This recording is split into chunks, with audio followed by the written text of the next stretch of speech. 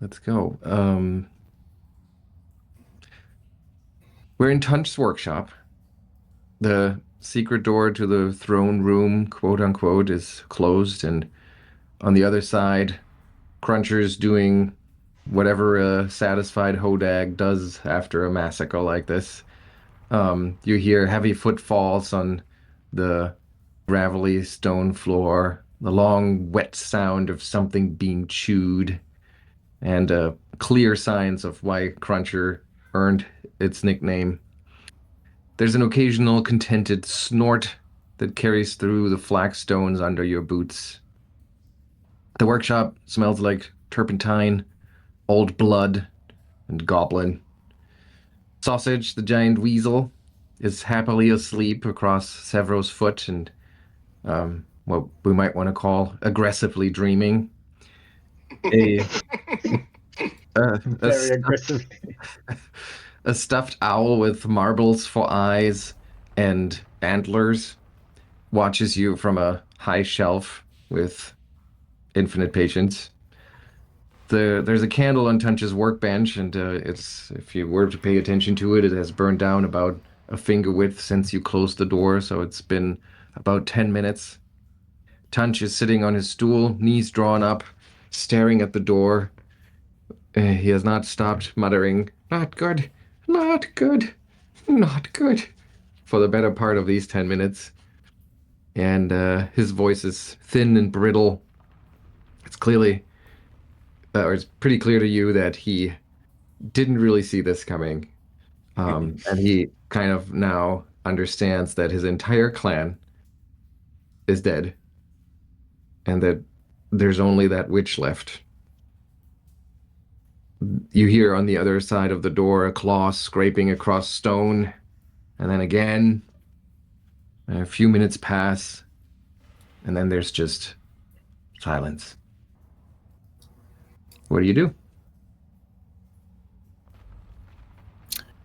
I just want to check for anything else. Should I be under the effects of Devil's Breath still? Well, we're now another 10 minutes in, so I would say no. You can take that off, and so is the enfeebled one condition.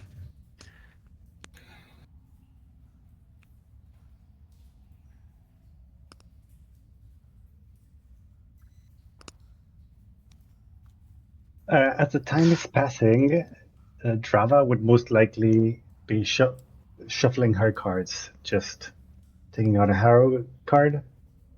Then putting it back in, shuffling again, drawing another card. Yeah, that makes sense.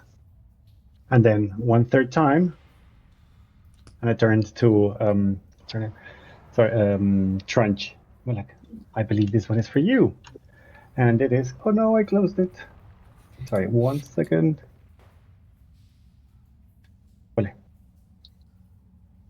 It is a card featuring this strange fish-like creature with a lamp over its head, holding a cup of what seems to be tea and this very fancy uniform. Share it with you guys. Let's say, the Rakasha. Mind control. I think this seems relevant for you, my friend. Is there any writing on those cards? Yeah, but I'm just making things like I'm not playing any of their powers or anything. Right. But because you're showing it to Tunch, is there any written word on those cards? Yes, the Rakasha. Okay. So Tunch is gonna recoil from it and he's gonna like, no, please, put it away. No. Put it away. Well, I suppose we should see what remains in the other side of Cruncher's work. While Drava is talking with Tunch, Quillip is going to try to get Toren to sit down and bandage him a little bit. Yeah, that would be very nice, thank you.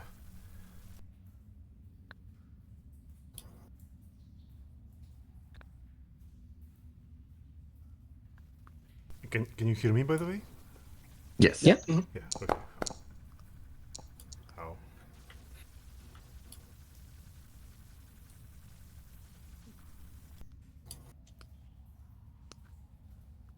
Well,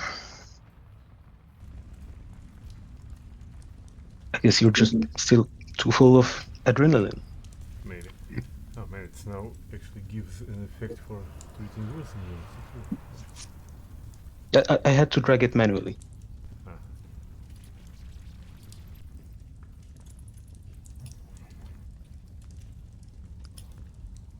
Drava, do you want me to look at those wounds? How bad I am? Good question. I would appreciate that. I know where your potions come from, so I'm not going to hold my breath. Sorry. I hope you did No a better potions. job than your master. No potions. Okay. No potions, just bandages. Potions for Oh. me.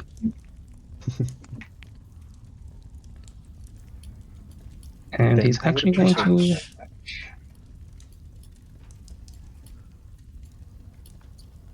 A touch. A witch. Yeah. The witch.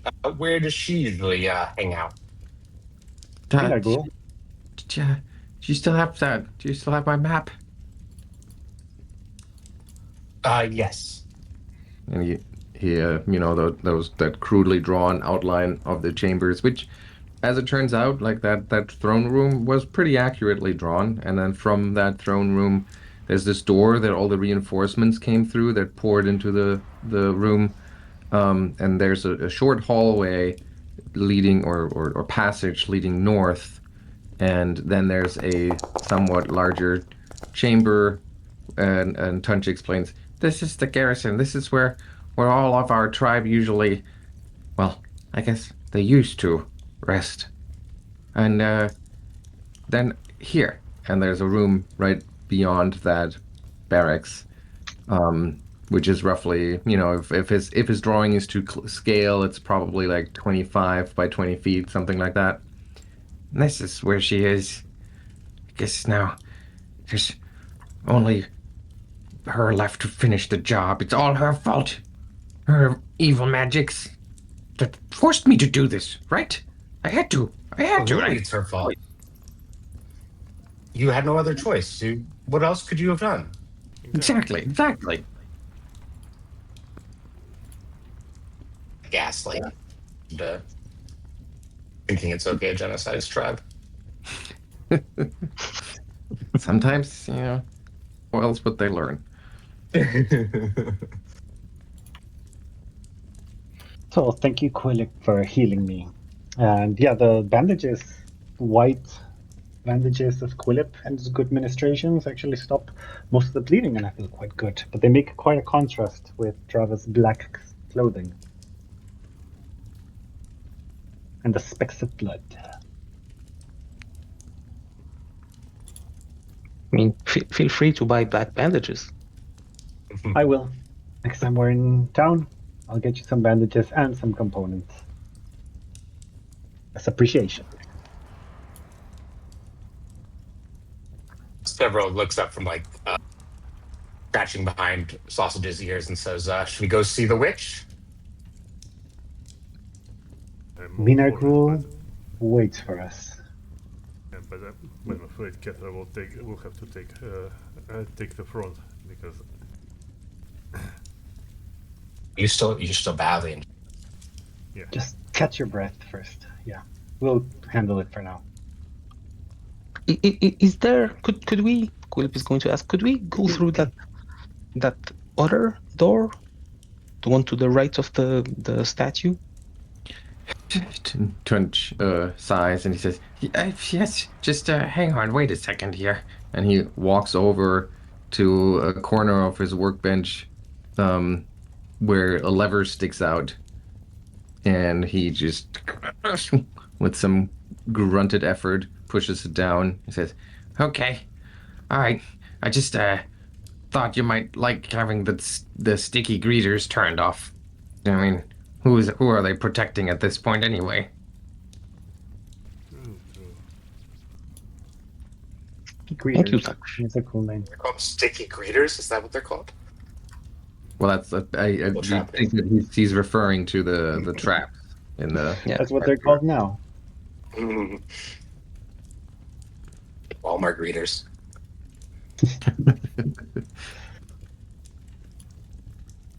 But Drava, we're going to need your lights. Okay, so are we going then through the sticky greeters?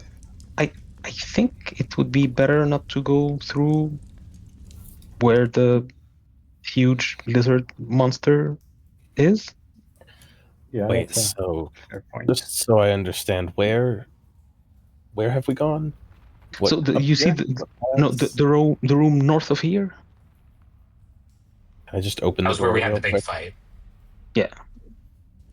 And Just take a look. Nope. Oh yes, I see. Okay, I'll close that door. And down here was where the creature jumped up from, like yeah, mid-ish and fight. there's a hidden door where most of the goblins came through on the northeast corner. Okay.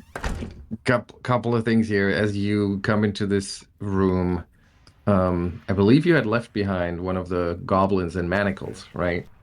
Yeah, with no Yeah. teeth. Oh yeah, And I mean, correct me if I'm wrong, but according to my notes, you manacled the goblin, but you didn't necessarily like tie him to Tie him anything. down.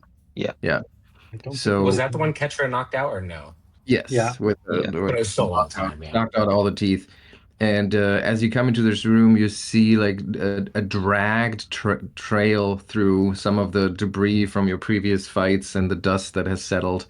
And it's pretty clear that he must have woken up sometime during that last hour that you were roughly busy elsewhere and has fled the premises. At least the trail ends near the entrance to the lair.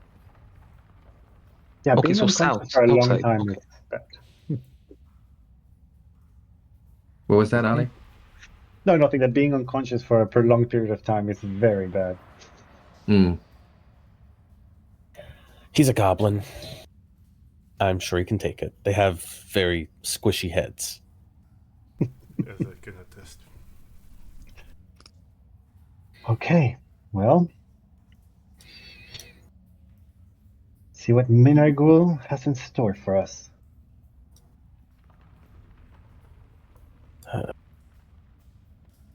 Hmm.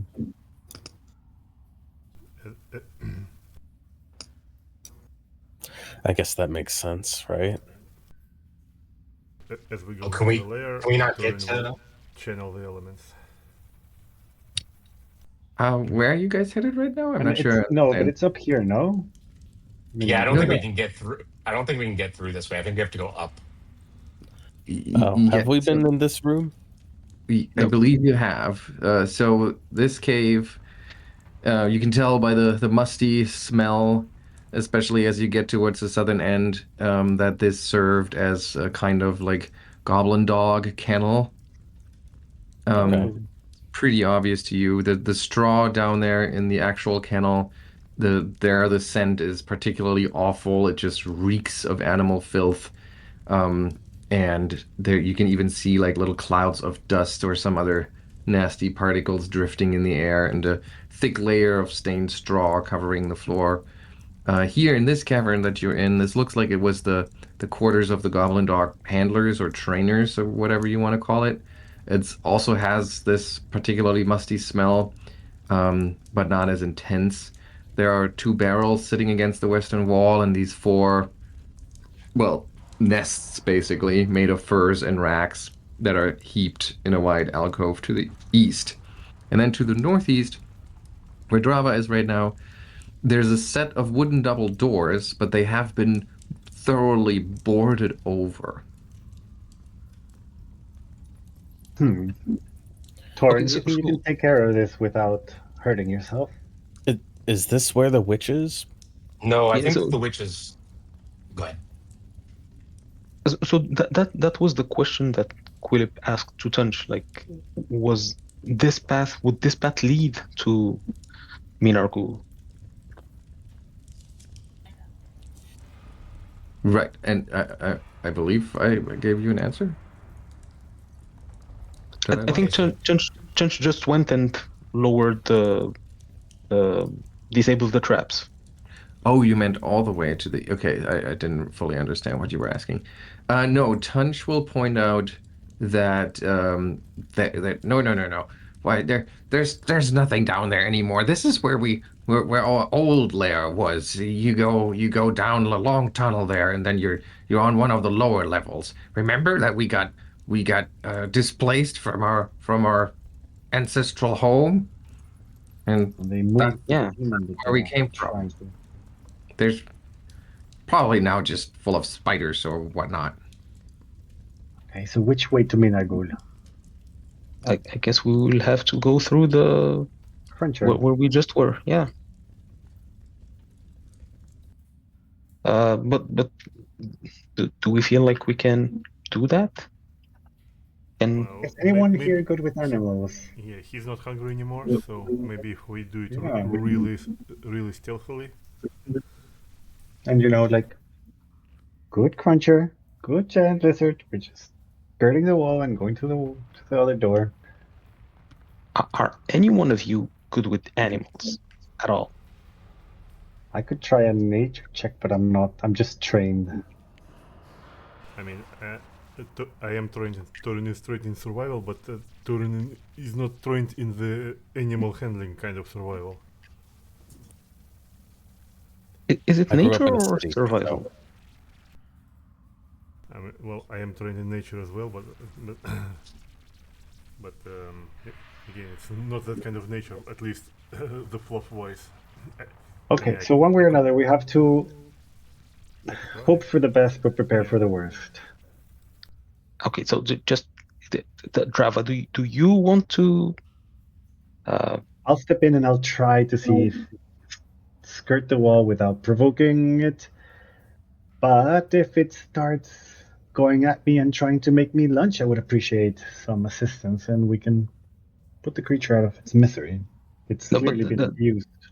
what I want to know is, want to just kill it if things go bad, or are you trying to tame it or shoo it away? Yeah, I'm not trying to tame it, but I'm trying to be like, hey, friendly.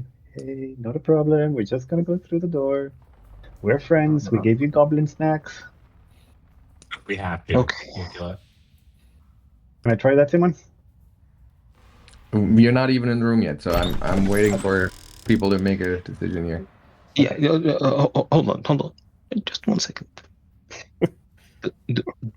Do you want something to make you better at dealing with animals? Do you have a potion for that? You really have one for everything, Quillip. My sentiments exactly. Okay, so just 1 second. So Everyone's just like to double check. looking at interest where he's gonna pull this from, because who has this? Is it nature? Oh, actually, it doesn't matter. Nature or survival, it's the same. Okay. Well, Quillip is going to pull out a little vial, give it a little mix, and hand this over to Drava. You can pull the effect onto your character, Serene Mutagen. Okay. What does it It's taste use? like? I smell it first, and it smells better. You could use a bit of, and I tried rosemary, perhaps, but not bad. And I clicked use, but it didn't work.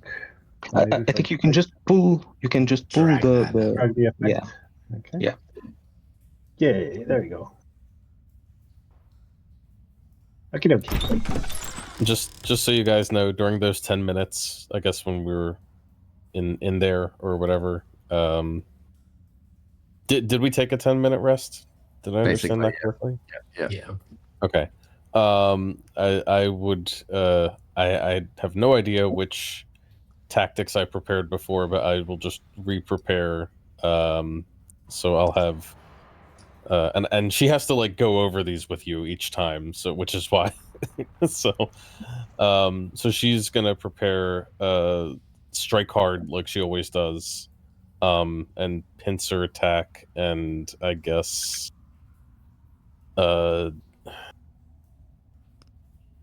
I guess, tactical takedown. And she's going to explain, like, look, if we're going to go deal with the witch, we got to get in there before she can cast any spells on us. So we got to move in aggressively. And that's her spiel. Okay, so you're the one that distracted Quillip. That's why he couldn't Thor properly. Sure.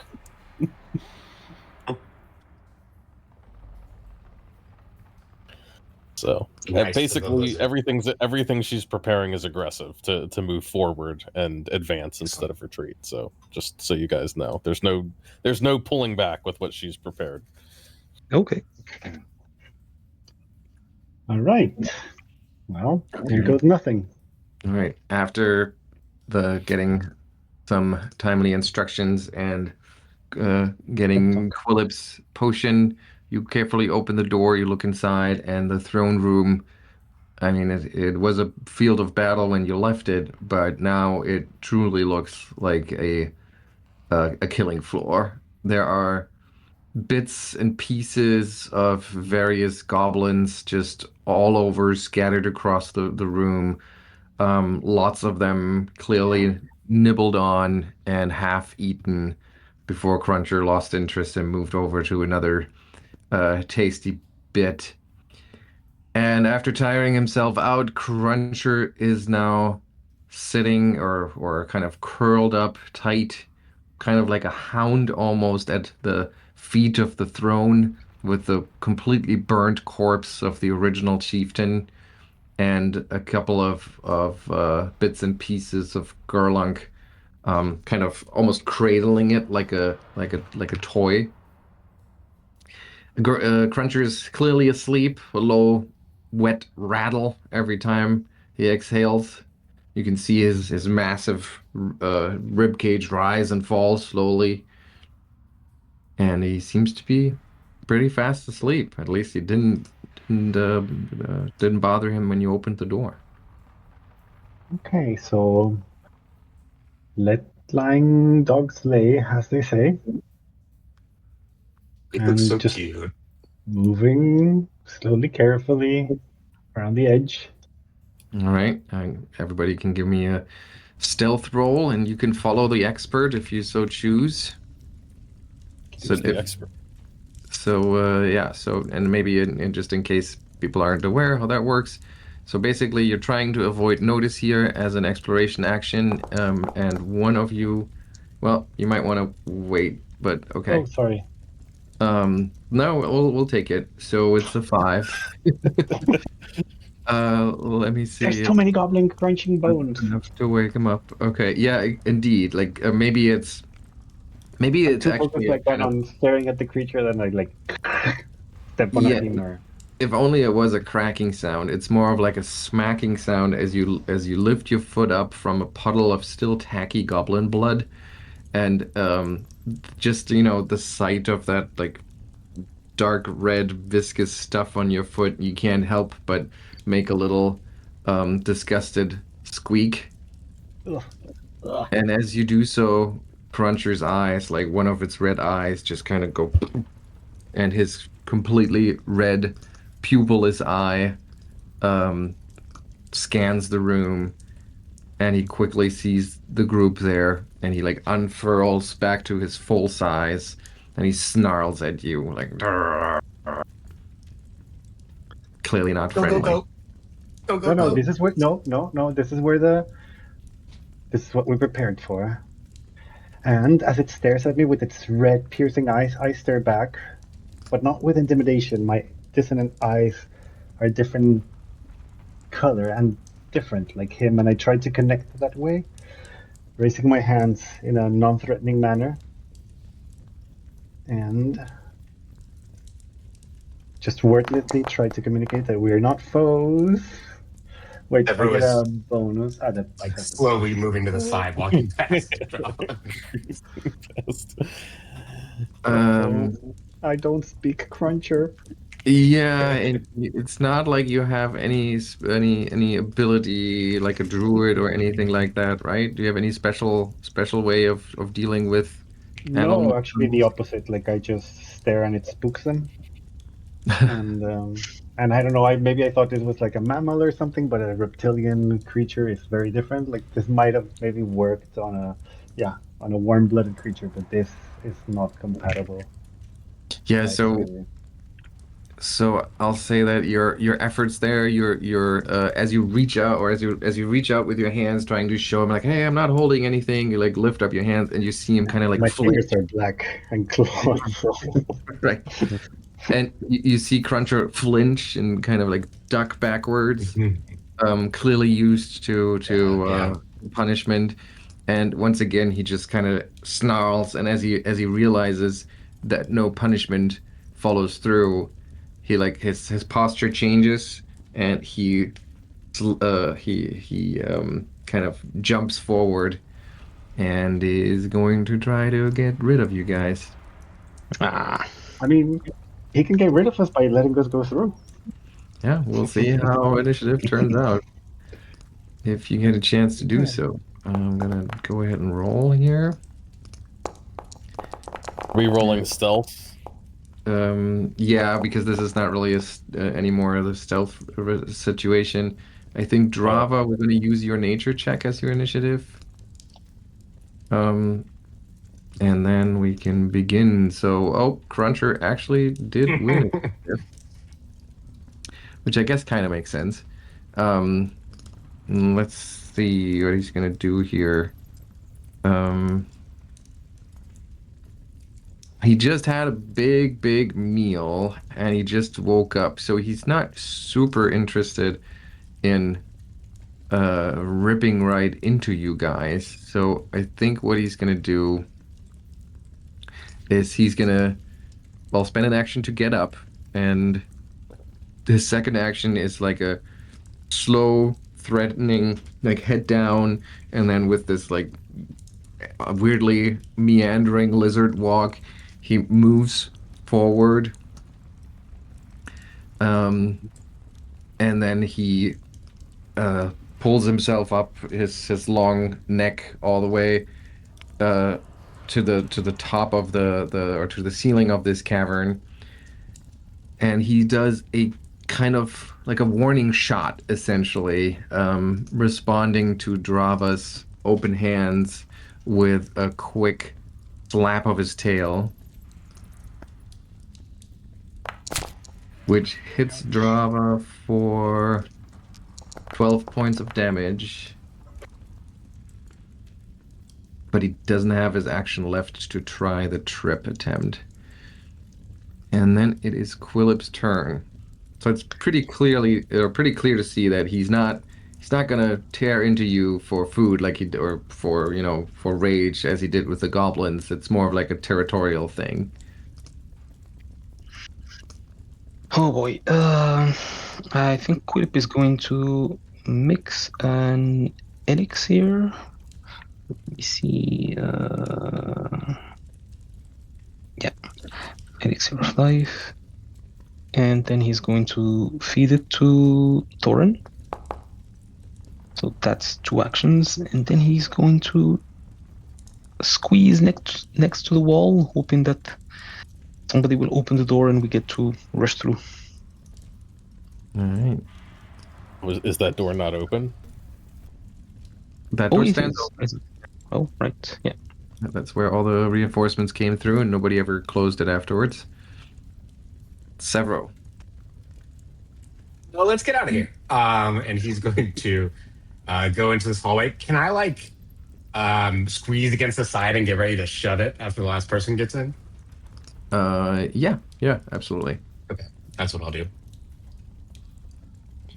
So it's 1 action to move there, and then it's 2 actions to ready closing the door as soon as everybody's through. In terms of action economy. yeah. Ketra.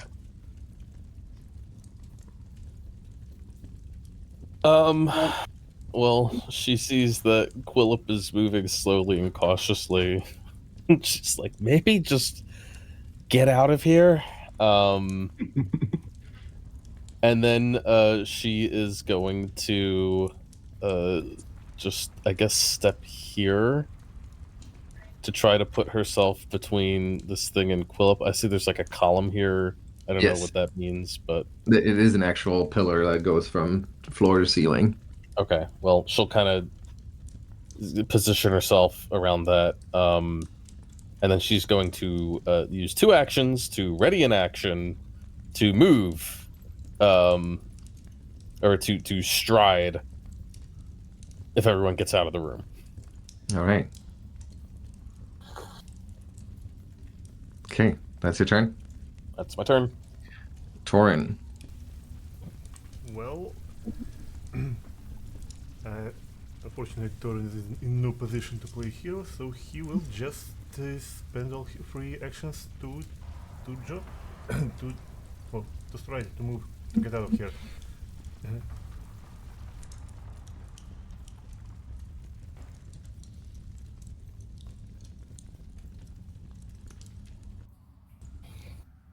All right, you hustle past. Yep, Hustle thankfully past. my monk speed is enough to actually do it, and actually that takes only 2 of my actions, so I still can do something. So I'm not even sure what to do, but let's enter my mountain stairs just in case. Okay. Oh, Anthony, can you end your turn, and then Toren can end his turn. All right, Drava. Yeah, I take back my black thing as it stings me with its tail, and for a moment I'll hiss and I want to retaliate, but I see Toren bolt through me. I feel the strange sensation of Quillip's potion, and I bite back my anger, remembering it's just a angry, scared creature, and I run out as well. And you see Sevro like waving you through, holding the door open, ready to close it as soon as everybody's gone.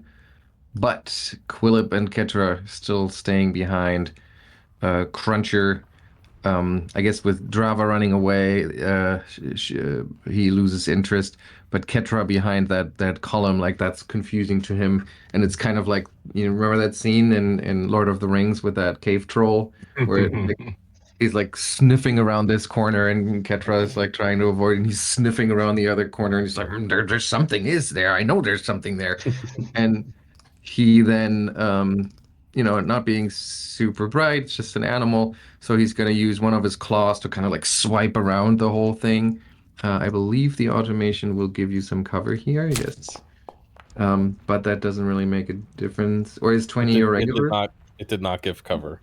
Did not give you cover. What is your so that would make it 22 though, so it's still a regular hit. So it manages to like swipe you for 11 points and I have a reaction. all right. Oh wait, do it. if I use my reaction, then I can't use it to take the readied action, can I? I think that's true because the ready action gives you sets up a reaction. You're right. Well, at this point, it probably doesn't make much difference. So I am going to use the reaction. To nimble dodge. Oh wait, that doesn't help me because it's still 24. Damn it, it doesn't help. All right, never mind. I take the damage. 1 off. Okay. And now that it has struck you, oh no, actually that's not, I can't do it right now. So it did it with 1 claw successfully, and as it like comes around this way to swipe you with its claws, its tail comes around the other side, striking you as well, and doing 16 points of damage. And then it tries to like its tail as it retracts its tail, it tries to like wrap it around and between your legs to wipe you off your feet, which it manages to do. So you poof land prone behind that column. Actually, that's not true because it didn't consider the cover for your reflex save. So you by 1 manage to stay on your feet. Oh, wonderful. And then it is Quillip's turn. Quillip is going to book it.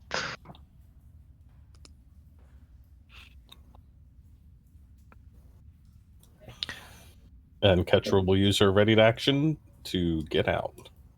Okay. And then Sevro can use his ready to action exactly to throw the door shut. You once again hear the rumbling snarl through the door. This time, less a sound of rage and more like a territorial, like, and stay out. And a couple of heavy steps later, silence settles in once again. You find yourself in this short passageway that forks right after you after the first few steps. There's the southeastern door and a door to the north that stands open. It's pretty clearly just as Tunch described. The room beyond here has about a dozen filthy mounds of rags and straw heaped in the room in various places. There's a pretty stale stink of goblin body odor. We can all imagine what that smells like. And yes, and a clear path. And a clear path running between the southern door and the door to the north. And the rest of the room is pretty much taken up by like straws and ratty mats and rags. Go to bed. Oh, hang on. I'm gonna end the counter here. There we go.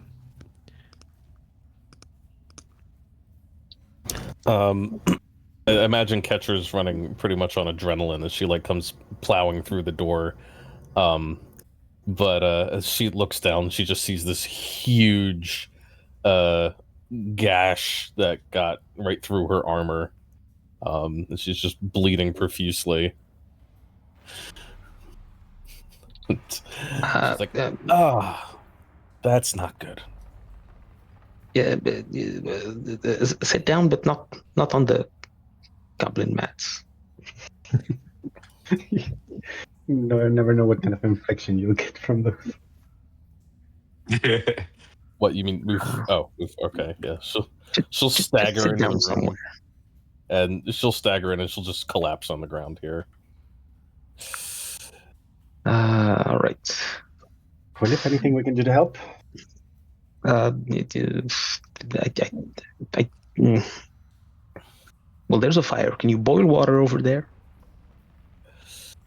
That I can do. And I help with boiling some water. Find the least dirty pot and give it as good a scrub as I can. Okay, I mean the fire has burned down pretty much to embers at this point, so there are supplies around to reignite it, but doing that and boiling water and doing all of this stuff, so that would definitely take longer than just a few minutes. Well, the treat wounds is 10 minutes anyway. Yeah, I'm saying like just lighting And the holes in Ketra look like they might take a while. Would take a little longer than 10 minutes, so if you want to spend more time, you can do that, but is that what you want to do? I mean, we can't drag Ketra like this to face Minargul. Hang on, I think I might have something. I have a potion. I mean, we could sit down for another hour, and then I can try again on both you and Toren. You have a killing potion I could give you. I have I one. don't think we want to hang out in here. Yeah, True. I mean, we just killed the entire tribe, and now there's a witch. Do we really want to give her an hour to, I don't know, get away? Yeah, you're right. I also have a healing potion. Here, let me... Oh. Yeah, Ketra will, like... She's in the middle of, like, pulling out her own and getting ready to down it, and then, I guess, Drava... I don't know. Well, it looks like Drava. Oh, healed Drava herself. used hers. Oh, never... Oh! Sorry, I Never thought mind. that's what we were doing. Like, No, Quillip- it's fine. I've got my own. That's what I said. You said that you had one. I was like, oh, I yeah, do you're have right. one. So, It's so funny. Like she sees Quillip bandit or patch up Ketra, and she goes, "Oh, I have a healing potion," and gets it out, and then my mother brewed this for me. that reminds me. Drava's like, I mean, Ketra. We I can think see her intestines. Ketra's like bleeding out, and she sees Drava pull out the healing potion. The first moment, No, she's like, "Wow, maybe maybe Quillip she was is a done real with you. human being after all." And then she just drinks it. While making eye contact. Ketra's like, "Oh, figures." And she.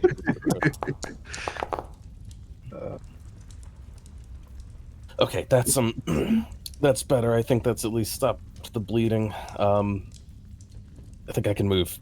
Okay, hang on though. Because this is you did do the treat wounds, right? So this Yes. means we are spending about 10 minutes here. Yep. Okay, hang on a second here. I have to check who is the highest.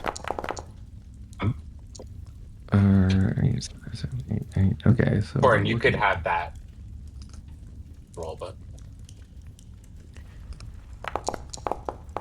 okay, all right. So I'm gonna give you an opportunity here to place yourselves in the rooms. Is this roughly how you picture yourselves being in this room for this time? Yeah. yeah. Okay. Okay. So as you like patch up Ketra, you pat yourself down, you check your bags for healing potions, and try to ready yourselves for what is probably going to be a pretty tough fight against some infamous witch. You're too distracted to notice the door opening. And then you see a goblin standing in the doorway that looks weird, to put it mildly. She has a horse skull tied to her head.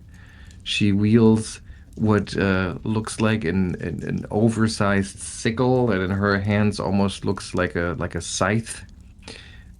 She's dressed in this collection of rags and bits and pieces of leather, and of course she also has the drilled holes in her front teeth, and she's standing there in the doorway, and peering inside the chamber. She's watching you there for a moment before she speaks up, and she says, "Who do you think you are? The father whose breath is death has foretold me of your coming. I knew that this moment would come." And you see her kind of like take these deep breaths, and there are little wisps of smoke that are starting to waft out of the corners of her mouth. And she works herself up more and says, "I have prepared for this, and now finally the day is here. You all shall fear the curse of the firemouth." And then she spews forth a blast of foul-smelling smoke and fire, and at the same time whistles through her front teeth a high-pitched, shrill note. It's a 15-foot cone, which means that everyone except Ketra is gonna get blasted by it. Let me see if I can make this actually work out here with the template. Is it like that? And I will target everyone in here. Can she place it like that? Yeah, will she get Quillip too? I think so. I mean, Because it's like one square away from her. Yeah, he's. let me see this again. Oh, you're right. I would have to choose her square as the origin. You're right. Thanks for calling that out. So Quillip would not be caught in it. But Sevro should either, just because I don't want to be. So here we go. Now, yeah. So she spews this foul-smelling smoke and a blast of fire. And everyone here needs to do the saves.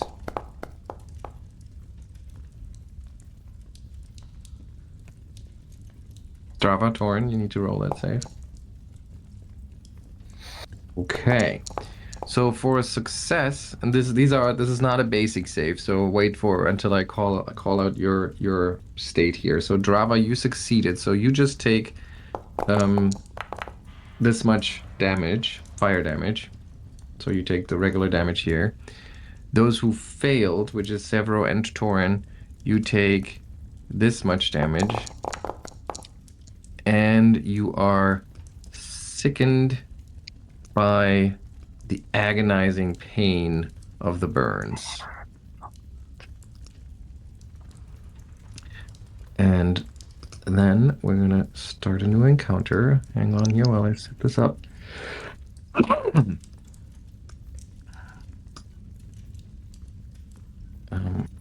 Untarget everyone and roll initiatives, but I'm going to use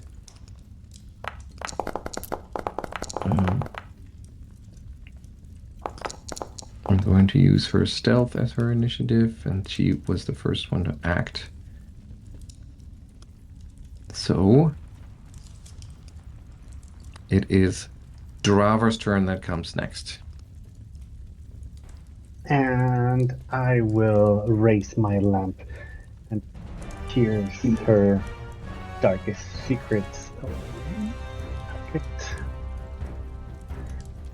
And see what weaknesses. Oh, and since it has no weaknesses, I see its personal fear, what it is the most, and I will think of what cool thing I can come up with. But it's personal antithesis. It is. Indeed. I will first, as I raise my lantern and exploit her vulnerabilities, I pierce her with my eyes, my discolored eyes, and I will try to demoralize it.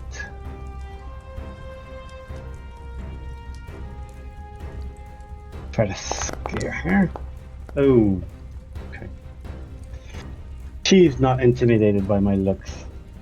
She's in worse. Hang on. Is there a penalty for critically failing at this? When you crit fail demoralized? No, there's not. Okay. And I will.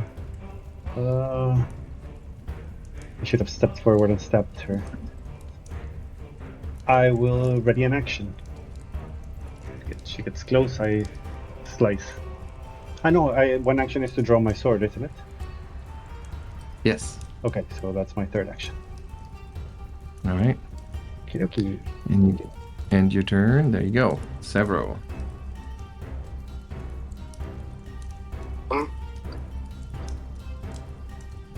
I never use it, but it might be useful here.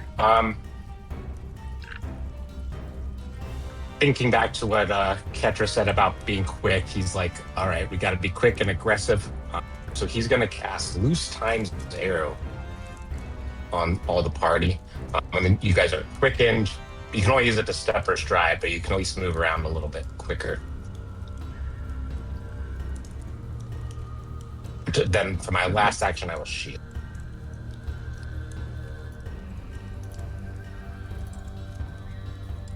All right.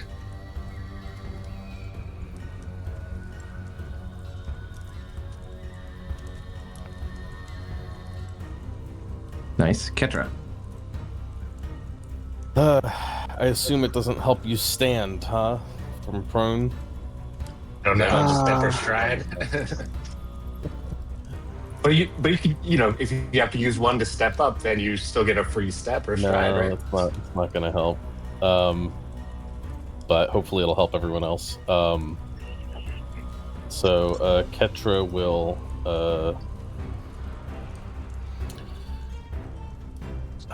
she can only ready a single action activity or thing.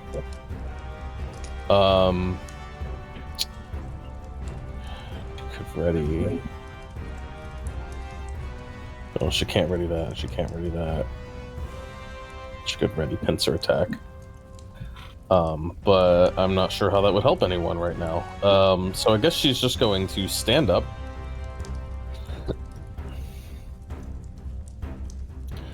And then if I'm fair, she has to draw weapons. And I don't think any of the commands she can give right now would be super helpful. So I think she's just gonna draw her sword and her sap. And then, Alright. she does have one more action, right? That she can use to move. Hmm? Okay, then she will do that. She will use the loose quicken. times. Anthony, it did help you. I guess she's just gonna move over here. All right.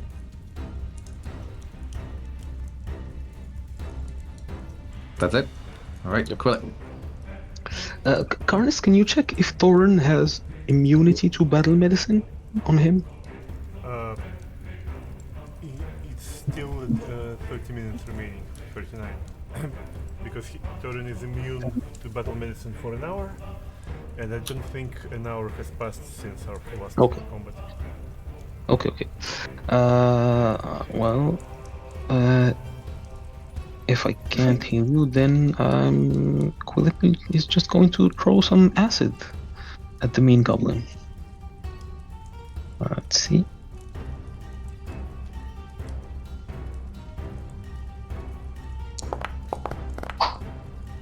So that should be splash damage at least.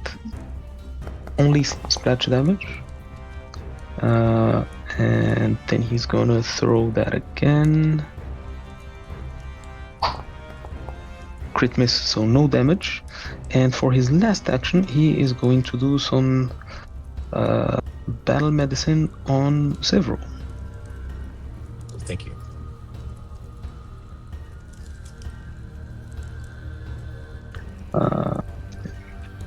What? She fine?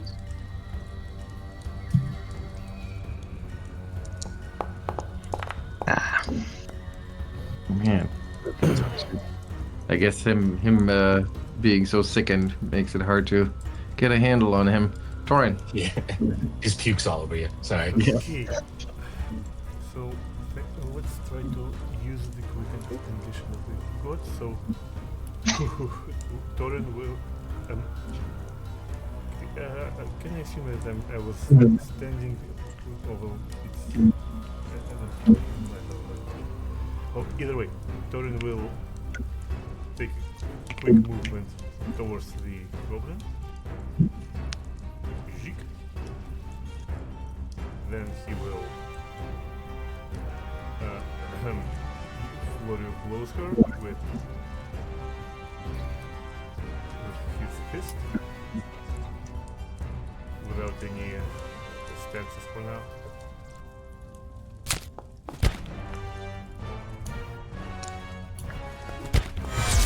Ooh. Nice.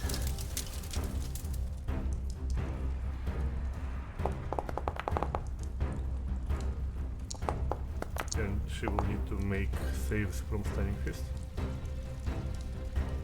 What was that, DM? Okay. So let's see. One thing at a time here. I think to do the math correctly, because I found this feature to merge damage, which is helpful because that's what. Oh. So that everything applies correctly. Okay, so that means... Alright, so you rush the goblin, punch it square in the mouth for 25 points of damage, and it tries to save against the stunning blow here and manages to succeed. Okay, and once that is done, Toren will immediately disengage and hide in a corner. Oh. Alright, and then it's Minargul's turn. Okay.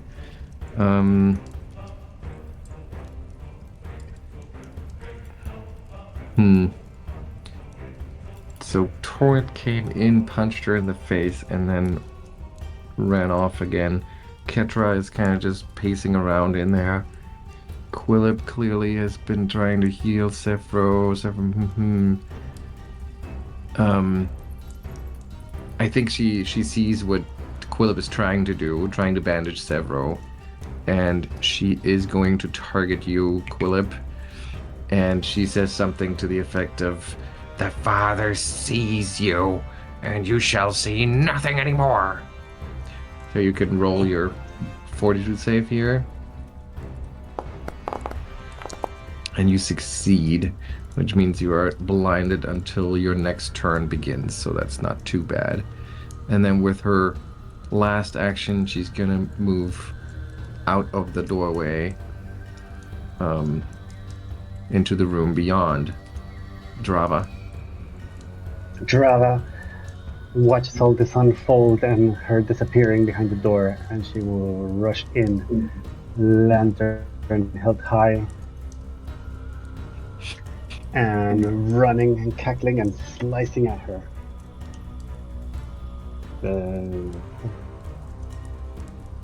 For one strike with my twisted blade. Ooh, and you catch her by It's surprise. everything that she's not. It's cleaningless and concordance and I'll do it again. Oh wait, I didn't roll damage in the first one. That's the first attack. Okay. And the second one, it's a critical miss. Okay. All right. oh. That's your turn. Okay, on that one. Did it add the weakness? I guess it did. Okay. It did. Yes, it did apply 12 yeah. points. Okay, and for the last action. Isn't that 3 actions? 2 attacks and a Oh yeah. stride? No, quickened. Remember? You're quickened. Oh, you have your. Oh right. So I have one more. You have one more. Yeah, the stride is the quickened action, and then you have one more attack. Yeah. One more, just this turn. One more action. Yes. Yeah. And you try to glare at her, but all you see is like crazed religious fanaticism. She will not be intimidated by a mere mortal. I can only see the reflection of the things she's actually seen. Was it the Sandpoint devil or whatever creatures it's seeing? It's more scary than anything I can conjure at the moment. FYI, you can only try to demoralize someone once even per when 10 it minutes. fails, right? Yeah. Okay. It won't happen again. All right, Sevro Sevro. is going to use his action to stride in. And then he's going to use a 3-action horse barrage. Ooh.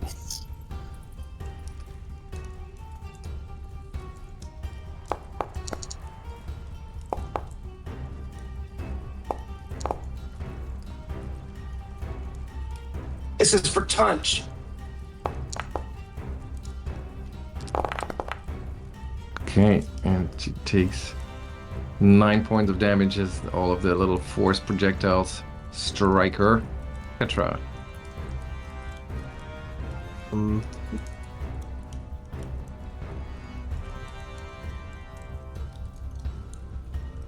second, sorry, I'm just checking the wording of something.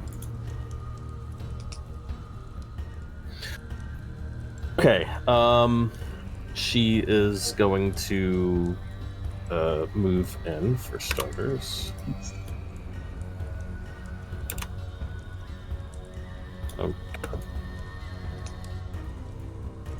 Oh, there we go, I remember. Oh, 25. Is her movement? Does she have enough to get in all the way?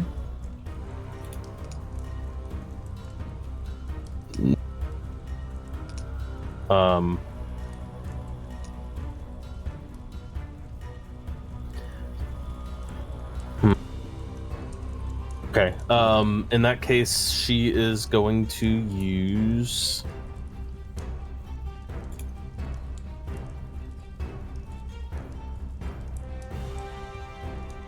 pincer attack. She's going to call it out, which will allow everybody, all squad mates, to take a step as a reaction. And then if any allies end this movement adjacent to an opponent, that opponent is off guard to melee attacks from you and all other squad mates who responded. So so she will use that to step over here. And everyone else can take a step if they want. Toren will take a step. Oh, now I actually can see where the witch went. But also she can see me, which might be bad. And as Ketra's moving, she's going, Drava, help me flank! Why not? Well, this square here is too small, or too little room for a medium-sized creature to be in. Just pointing that out. Okay. I mean, there's the one to the north, too. Or literally any other square. But that's adjacent to this enemy. But if Drava doesn't move, it's fine. Oh, so I can move there? You can't move down. Yeah, you can. Anywhere that's adjacent will make it off guard to me. Oh, I see what you're saying. So like Yeah. here? You don't have So- to be opposite, yeah. Yeah, basically, if everyone... Yeah, she didn't literally mean flanking. She just meant, like, if we all shuffle around. Alright. Got it. And she's going to now use... Well, there's no point using setup strikes, so she's just going to make a regular rolled attack. Oh, I already drew my weapon, so she's going to use that to attack. I forgot to target it, but that's probably a miss anyway. Even with off guard, that is a miss. Okay, that's my turn. All right, Quillip. I guess he gets back his sight now, right? Yes. And I All don't right, think you're okay. quickened because... Yeah, not clicking him. That went away. Okay, well, he sees that people moved, so he's gonna start striding to see what's happening. Okay, he's gonna need to keep moving. Alright, now he sees the witch. He's gonna devise a stratagem against her. Yeah? I was just gonna... I was gonna say I should also tell you what this room looks like here, because it's clearly a shrine of some sort. There's a mound of rags and fur that's against the west wall of the room where she's standing right now, and to the east there's a low flat rock with several animal bones and what looks like a human skull stacked on top. The skull itself is used as a grisly incense burner, and then to the north wall is the main attraction here. A frightening shape of bones, stretched hide and leather and fibrous fungi that's looming over the whole room. The shape resembles a great bat-winged horse, and the mouth is filled with fangs that seem to be emerging from the wall. The creature seems to be emerging from the wall to just loom over a bloodstone-stained altar stone below. Quite the scenery she created here. Okay, let's see. That's not gonna work. That is not gonna work. What can Quillip do?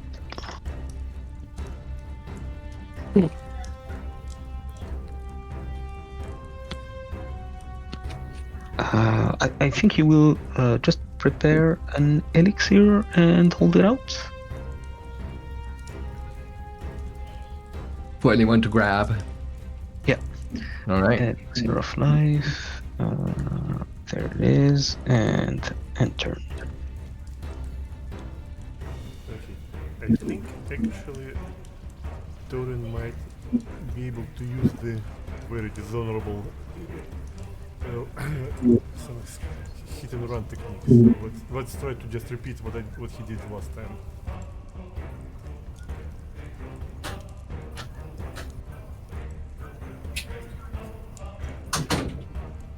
Move. Then he will flurry of blows her.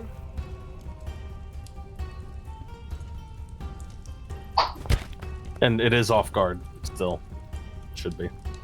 In which case, this is a hit. Yes.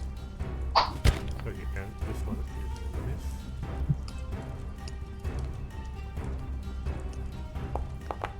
this. So it's 8 points of damage, and trying to not get stunned.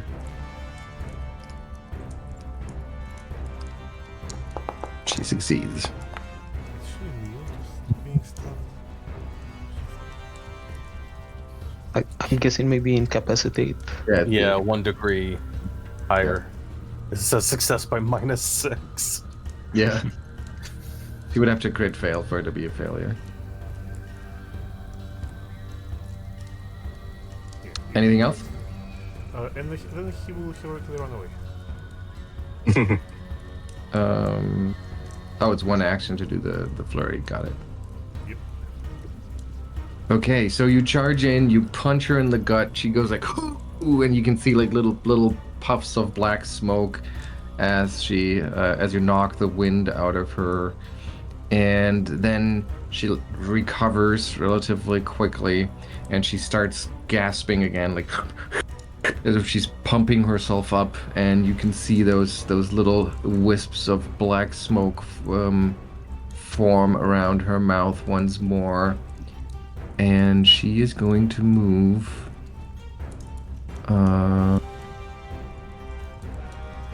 What's the best spot? I guess maybe she's gonna move into this corner here, and then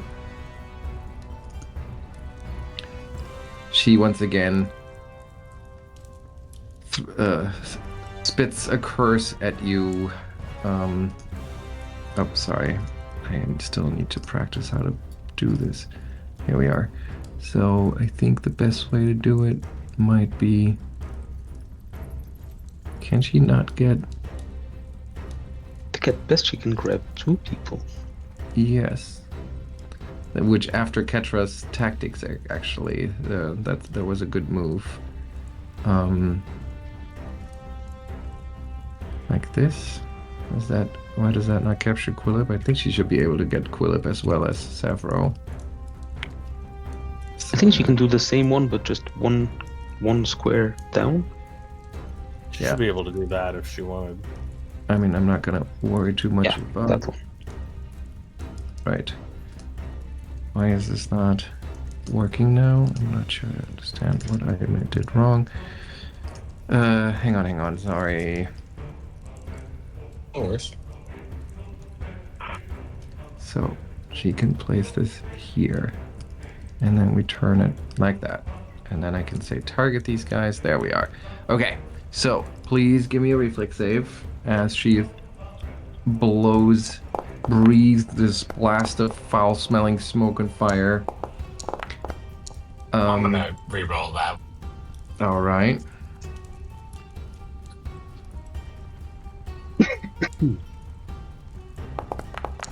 Wow.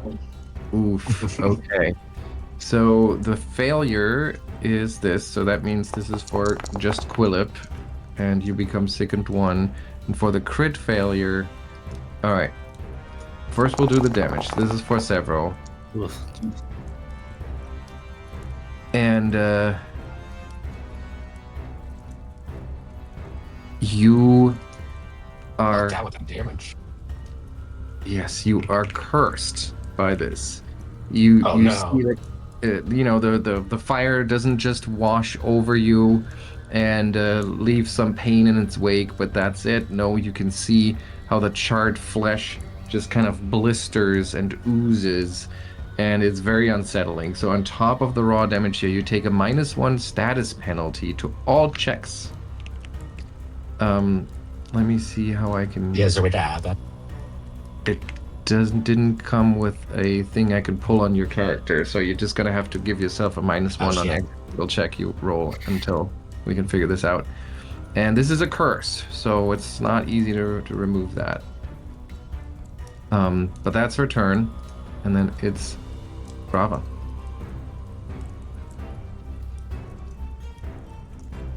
Okay, so this is like a kind of altar or something, right? What were you pointing at? this here? It's less an altar, more like an incense burner that's resting on that flat rock. But is it the kind of thing that I can climb on top of and stab from on top? Yes, yeah. Then I will do that, and I will run like a fiend of the night, climb up there, Okay. trying to blind it with my light, and You as you run over there, you climb on top. You kind of kick the skull-shaped incense burner out of the way. A couple of unburnt sticks scattered on the floor. The witch clearly just going like, "How dare you!" but I've seen your lair, and I've seen the things you relish in, and I bring the opposite. Clear thought and cleanliness and reasoning. And oh, come on. Try one more time. Yes. And the second Okay. time around, you hit. I'm just swinging from on top of there, screaming almost incoherently. Causing 15 points of damage. Clearly the witch is on her last legs, backed up into a corner, and she huffs and puffs, and she goes, I'm just ash for him. I'm willingly ash. I'll turn you to ash. Sevro. Hate everything about you. And he's screaming in horrendous pain, and he's going to try and slash and dust. Who? And your spell strikes her for 5 points of damage. He will run out of the room with this laugh. Okay, so, Ketra.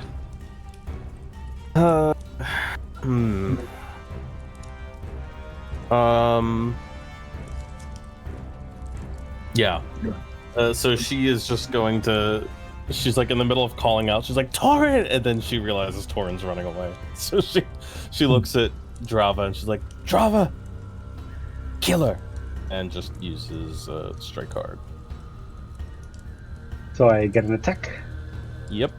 Yep. Do not miss it. Oh no. I'm rolling terribly. Do you want to re-roll with your hero point? Yes. Finding it out. Let's do that. Yes, because I'm standing there, and I can see into her soul. Better. Nice. Why is she off guard, though? Is she no longer? She no, it's only until the start of my next turn, so she should Okay. no longer be off guard. Alright, okay. So we'll do the 8 points of damage, turn into 12, and she's really like stumbling. She's badly cut and sliced up by Drava's short sword. Yeah, And- and we won't get a word out of her. She won't talk to us And- about her master. I know, but the names will drag. And she mumbles, when I fall, he rises. When I burn, he breathes. You have already lost.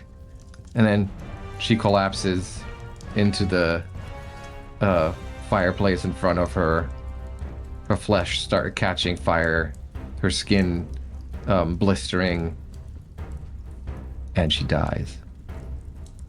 Oh, she's gonna explode. She's not gonna explode this time. Quillip is going to pull her out of the fire just because he doesn't want to breathe charred goblin. Yeah. Whatever instances and things she has on her. And hang on, before you do anything else, that's 64 XP, Ooh. which I believe is enough to push you over. Yep. Nice. Let's level up right now. Alrighty. I'm gonna step away for a minute or two while you figure that out. So how much should we have after the level up? 52. Great. I'll be right back. Oh, that's a cool like little thingy, the break thing. Okay, level up. What do I get from leveling up? F2E to the 2E to the rescue. An ancestry feat. To level up. Ancestry. I was thinking many things about ancestry feats, and it's a good thing that the remaster of Pathfinder renamed the racial hatred feats, so Toren wouldn't be too out of character taking them right now. Oh, you get attribute boosts. I was like, where's all the good stuff? Yeah. Although, yeah, considering the events, the vengeful hatred feels mighty fine right now. Let's see. So we're definitely boosting.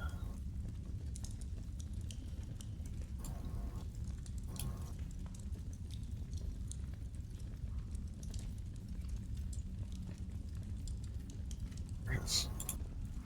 1, 2, 3. Should I boost con?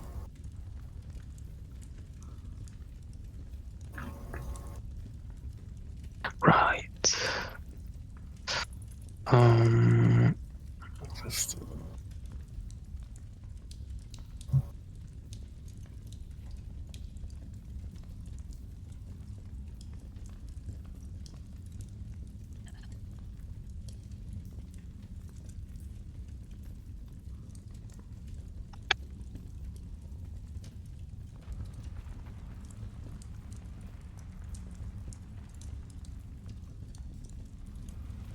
How do you choose the ancestry feat in the on Foundry? You go Using to the like Feats? Ah, okay, yeah, I got it. That was somewhere else.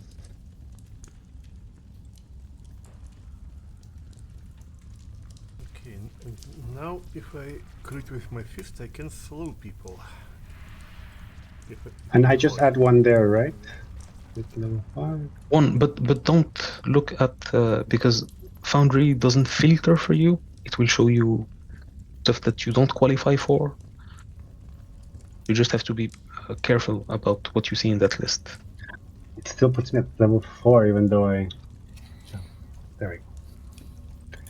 That was the problem. Oh, the number you have to bump it yourself. Yeah, the level. That's what I had not done. I was like, why is it not showing up?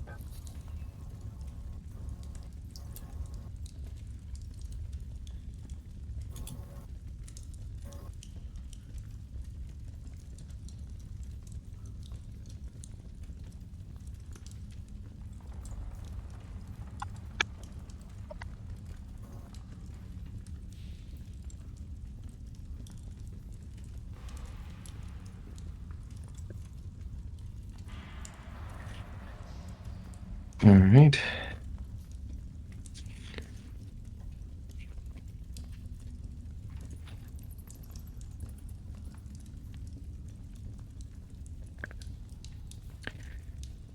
Oh, it's time for an ancestry feat. Is that what I'm looking at here? Yeah. Mm-hmm.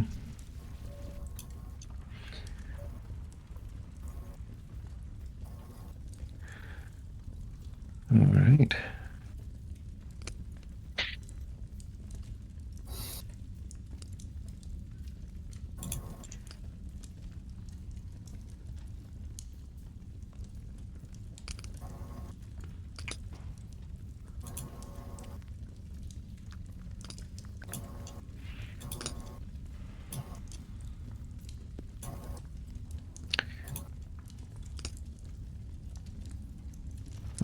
Yeah, let me know when you're ready. You can just click the I'm back button if that works for you. I'm back. I'm just doing. Sheet stuff. Yeah, that's fine. Yes.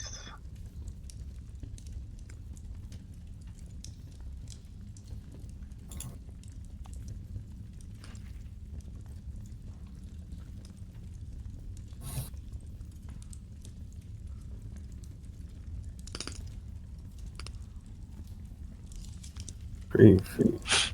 So should be clever.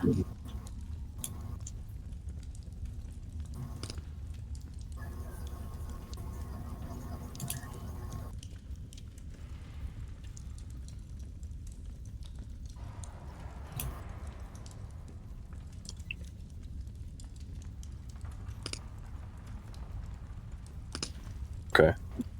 Guess that's what I'm doing.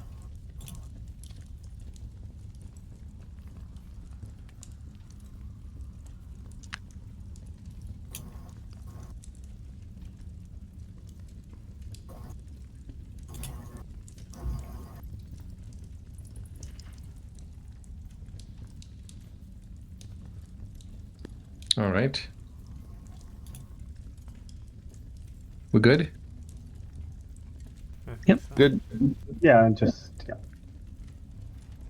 All right. So the witch's curses echo through the shrine as she collapses into the flames and embers and coals in the fireplace. Quillip quickly pulls her out of the fire, and you look around this strange chamber.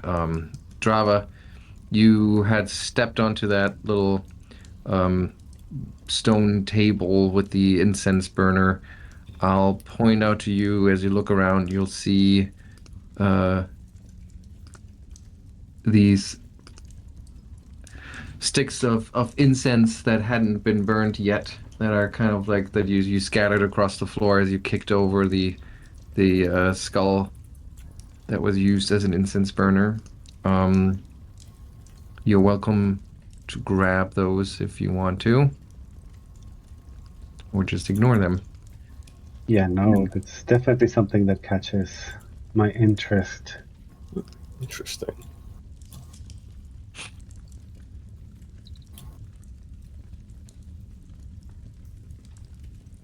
Yeah, now that things die down, like, and we can take a moment to study this strange, not an altar, whatever this is. Yeah, those of you who want to can give me a occultism or society roll here. Or just a recall knowledge would work as well from the basic action macro. I do have society. Oh, society, yeah. Mm-hmm. And while we're doing this, Toren will try to get rid of the second condition by like by coughing and wiping his face.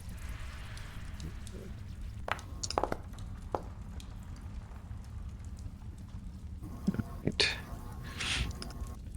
Yeah, so you look at this thing, this unsettling statue affixed to the wall, and you can't help but all of you actually think the same words: Sandpoint Devil. It is pretty clearly a taxidermic creation. It's not an actual creature that's been, skeletified. It's somebody assembling this strange thing, but it just matches the way that the Sandpoint Devil is described in all of these tales that little kids in Sandpoint are being told so that they come back home before it gets dark outside, and all of those little uh, campfire scary stories always describe the Sandpoint Devil in a way that makes you think of it immediately as you see this statue.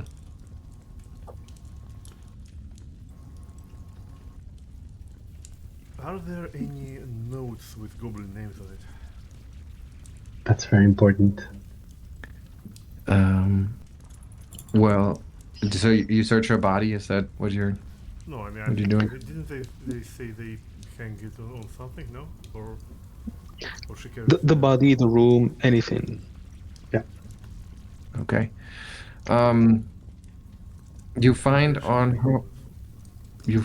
her body a couple of strips of parchment and some names on it.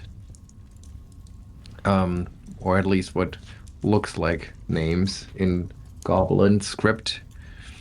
And also, you notice that her sickle, as makeshift as it may seem, is indeed a +1 sickle. and she is carrying a slender brass key around her neck, hanging from a leather cord. As you inspect it, it seems like it's not really a key that would match any of the doors you've seen around here. It doesn't definitely is not a goblin thing. You can tell that she must have occasionally used it to like clear out some food in between her teeth or something like that. Um, so no, her being a goblin, maybe she just thought that it looked kind of cool. But it's pretty filthy right now. It's made of brass, and it almost reminds you. Hey, why don't people give me a crafting check? Those of you who are at least trained in it. We are trained. Well, I can make the what? check even though I'm untrained because I now have clever improvisation. A crafting check? Go. Did you say? Oh, sorry, I should have been secret. If you are trained in it. Well, but I guess Toren and Quillip, I would assume that you kind of like pass this thing around saying like, look at this, that's odd that she had this on her. And Quillip and Toren, you both kind of think, as you look at it, you're thinking like, this looks like a winding key for like some sort of tiny clockwork mechanism. Interesting. And obviously we didn't see any sort of clockwork things around here yet, unless we count that the trap spewing poison mist in the beginning. Right, but it doesn't really like, that thing wasn't first of all, it wasn't clockwork. It was just some sort of mechanism, and that was created by Tunch, and it was pretty clearly goblin made. And this key looks very, very different. Well, Mr. Quillip, you probably should hold on to that thing.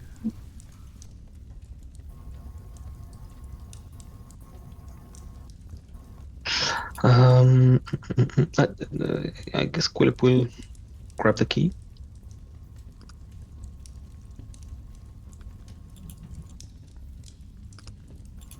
Oh, I'll grab the sickle just to carry it, I suppose. I just noticed I have an iron key and it says identify item. He's gonna hold it to Sevro. Is this key magic? No, it's not. It just says identify item because where that key belongs is secret. So Hidden. Okay. yeah, that's interesting that they did it that way.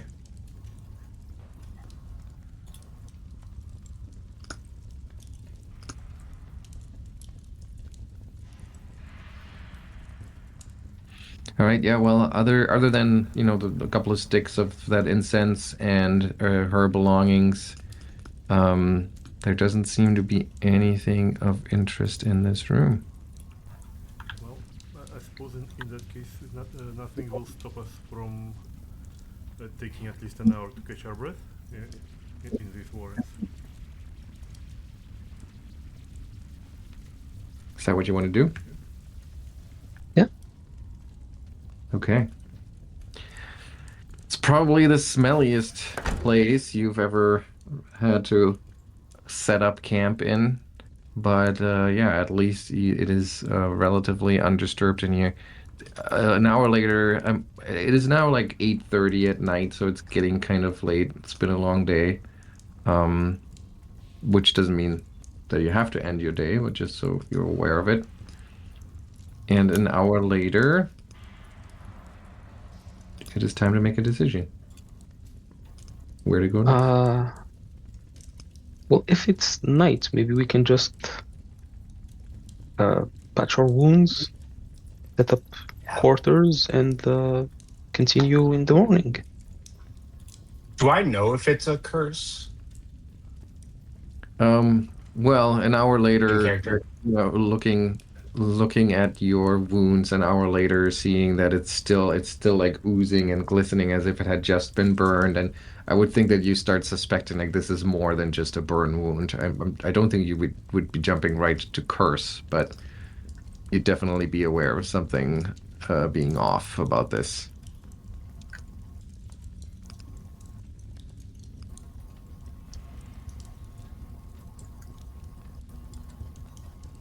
And maybe I need to go see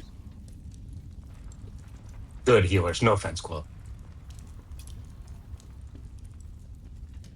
Do it yourself. There's only so much our friend can do, especially down a hellhole, literally like this. Bring the Sandpoint devil then back, and who knows what. Perhaps it might not be wise to spend the night here.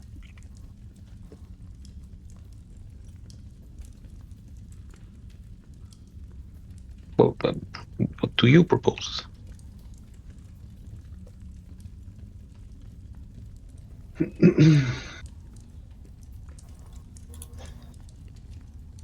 No. Shh. We could How long of a walk try back to to town? weather it down here, but our odds are getting increasingly low, and we've yet to descend to the real heart of the matter.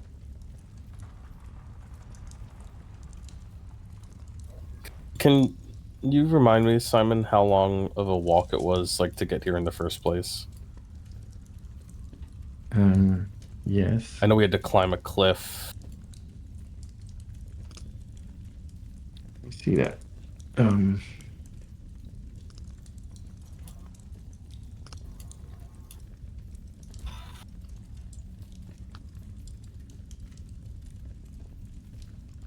All the while, Drava is shuffling her deck, looking at cards, sighing. So you're not sure if you've taken the best path here. You've definitely like gotten turned around and had to backtrack, and there might be a better approach that where you might be able to avoid the cliff. But given the way that you came, I think it took you about 4 hours.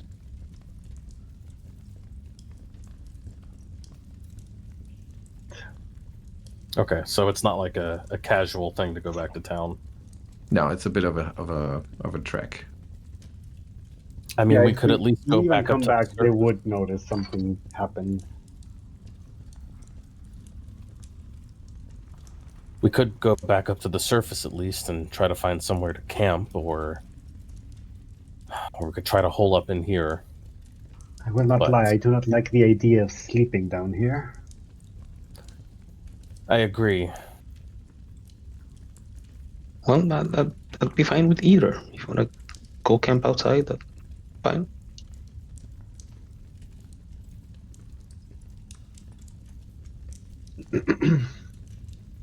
Okay, let's go camp outside.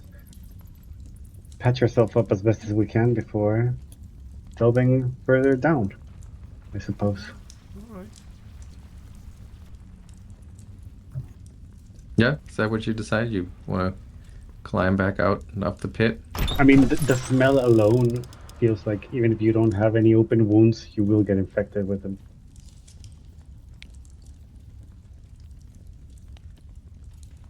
I can imagine it's not a very pleasant place to be around, especially not with all the fresh corpses. Oh, we still need to get past Crusher, though. I know where there's another door. Oh, that's right. That stupid lizard is still in there. But wait, there's another door. We could try it? Yeah, at least before we go. Yeah. Hold on. Before we go exploring that other door, just in case there's more traps or goblins or anything, maybe we should just do a quick round of bandaging. Yes, please. Okay. Well. Oh. Okay. Well. All right. So he's going to start with Toren. Let's see. Things should go better now. He's better at this end. Hopefully.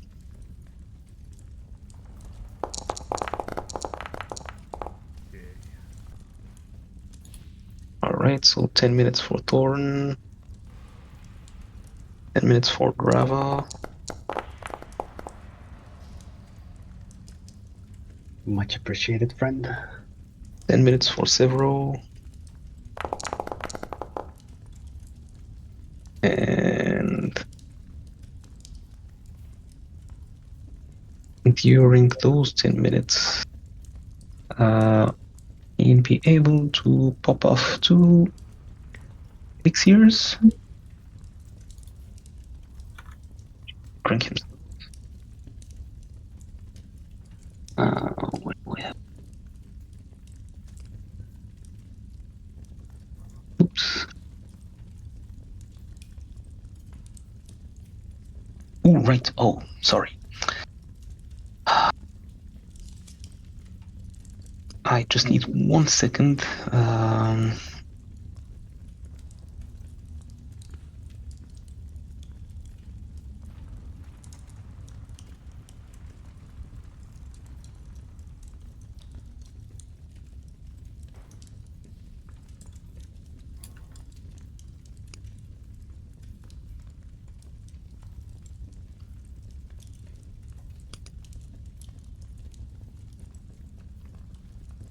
There we go. Okay. Well, Quillip added some improvements to his elixirs now. Was that for me? Excellent. Yours was the well. You can take the Oh, those. I thought. No, it's fine. It's fine. It's fine. There's a second one too. You can take this one too, and Someone else can take that.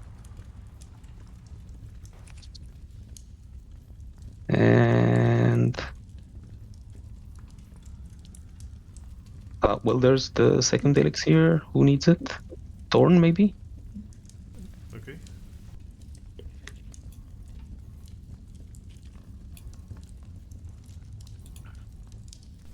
And I Toren is think we now are. good. Yeah, I think we're good to go.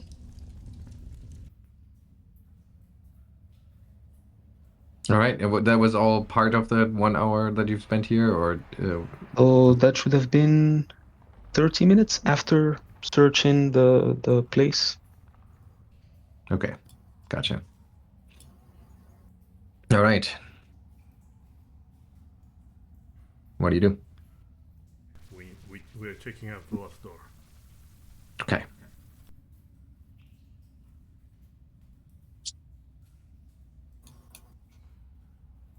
Do you want to open it? Well, I'm waiting for everyone to get in position, and then yes. All right. You open the door, you find a dark room beyond. The walls are stacked high with barrels and crates. On top of them, bulging burlap sacks.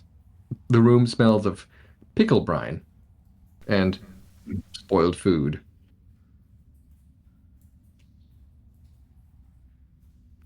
Carefully step inside. You look inside. As you look over the supplies, you notice that most of the containers are empty. Most of the supplies that are here are spoiled and rotting. The smell of pickle brine comes from 2 empty pickle barrels with loose lids. And there's a couple of crates of rancid meat and moldy cheese, not the good mold. And then there's 1 crate over here, a small crate. It has a crude drawing of a happy goblin with a full belly on it. And inside that crate, you find 6 well-preserved fruitcakes that smell delicious compared to all the other crap in here. I'm shining my light on top of this, and that gives me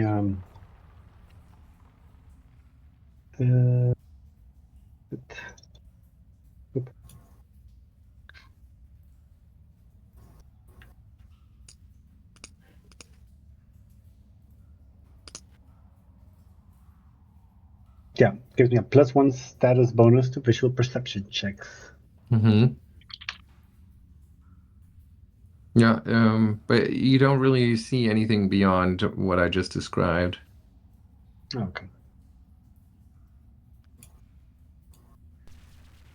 Toren will be naturally suspicious of any sort of goblin treats, so he will leave those alone.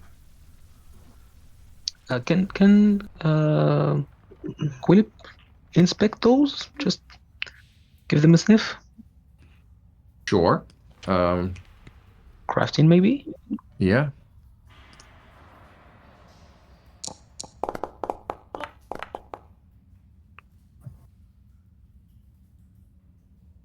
Do you have a proper alchemist toolkit with you?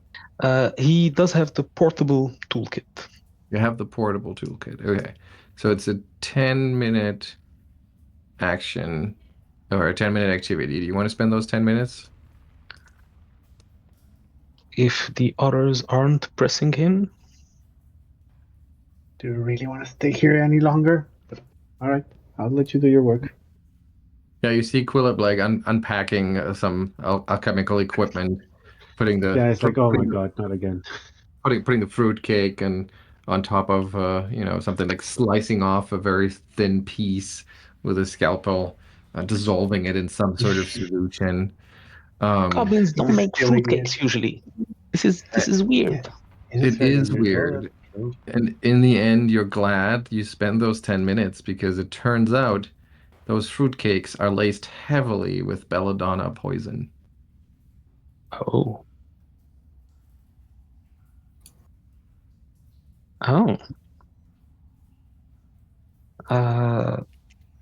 Would Quillip know the effects of the poison? Yes, that's also sometimes called deadly nightshade. It is a kind of a common, widely available toxin. You can basically make it from something that's kind of like a tomato. So it's easy enough to grow and cultivate. And it works by has an onset of 10 minutes.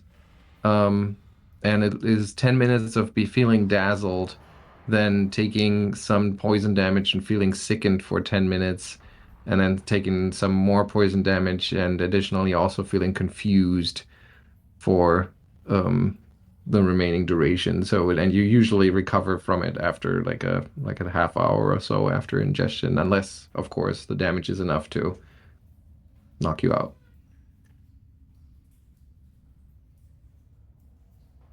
I don't know if that would be enough to just weaken Cruncher. Oh, okay. I mean, you would think that it's not enough to take him out, but it certainly might help. If we just throw it, maybe he'll go after that instead of us. We can try.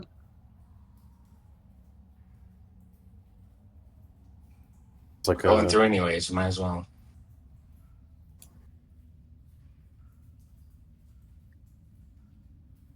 sounds like a good plan.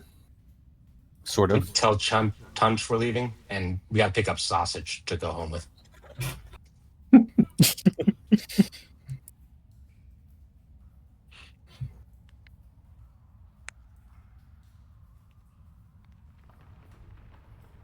Okay, so there's a total of 6 of these fruitcakes. There's unfortunately no item here that you can use. I think you can just add an item, right? So you can. I guess I can add doses of belladonna. That's the way to do it, yeah. But they are definitely like they're in fruitcake shape, so don't forget that it's not just the poison.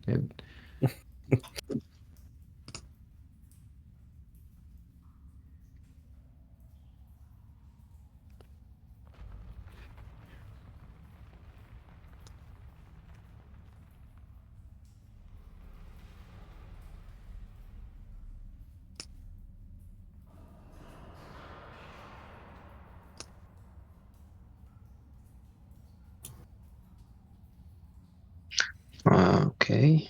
Who's gonna try to feed the beast? Not me.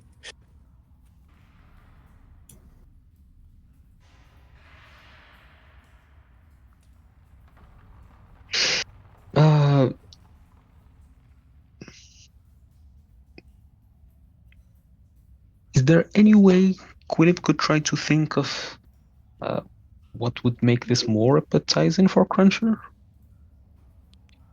More appetizing? Yeah. Well, I mean, probably goblin flesh and blood and something like that if you were to douse it in that. You know, like, have you ever tried to give your dog a pill? Kind of like that. You take Wrap a it in some goblin and gum. you push the poison inside, and then you toss the goblin into the room. Well, we do have one dead goblin.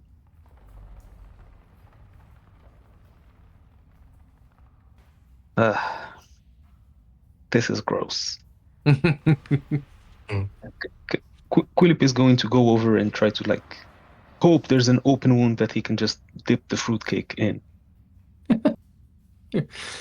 I mean, she got sliced up pretty bad by Drava with by a short sword, but I think most of those are kind of like stabbing wounds and minor gashes. I don't think it's big enough to shove a whole fruitcake in there. He'll just try to get some blood onto the cake, and that's Okay. it. All right. So yeah, so you kind of like mop up as much as you can of the dried blood and viscera, and now you have a pretty gross piece of fruitcake. Ew. Well, I guess Quillip is going to move next to the door, hold the cake, and open the door. Okay. You open the door, ready for anything, and you don't spot Cruncher. It's not within. It's not in this corner of the room, but you can hear him. He's not far. So much is clear. His like heavy footsteps and his snarling echoing through the cavernous chamber.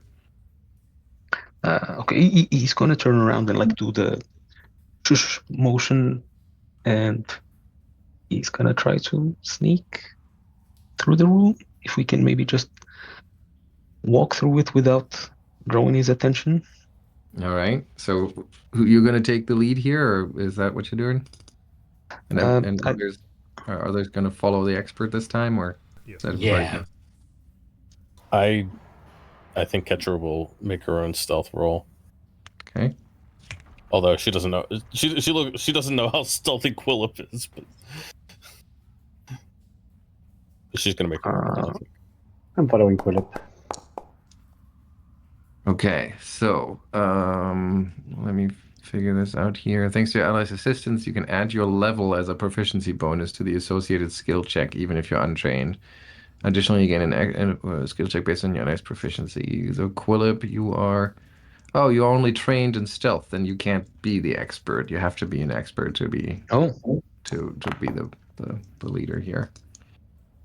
It's in the name. That's true. So people will have to roll their own unless there's an expert stepping up.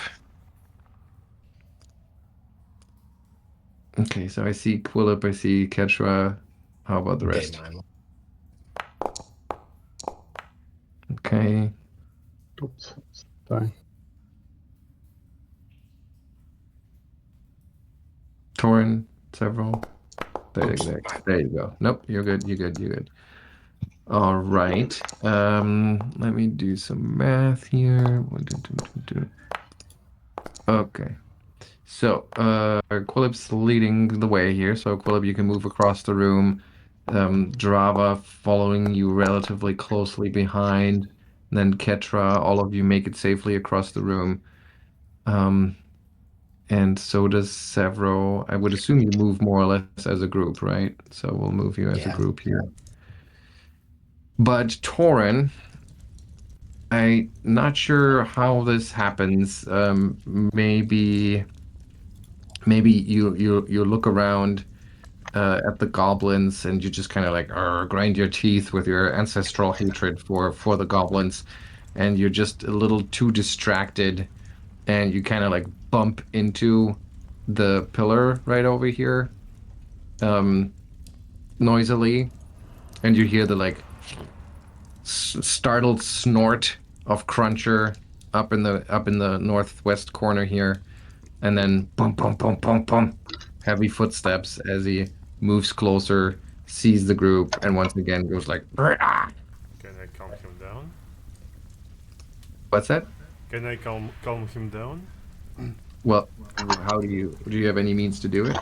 Well, I'm trained in both nature and survival, so Toren wants to try to shush him and say it's only a dream. Go to sleep.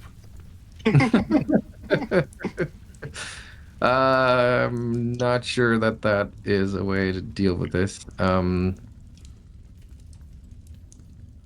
don't think you can really do this without having a specialized ability. Let me see. There is command and enable. Command an animal, yeah. But But it has to be like not hostile. I wouldn't call it necessarily hostile. I think it's, well, unfriendly.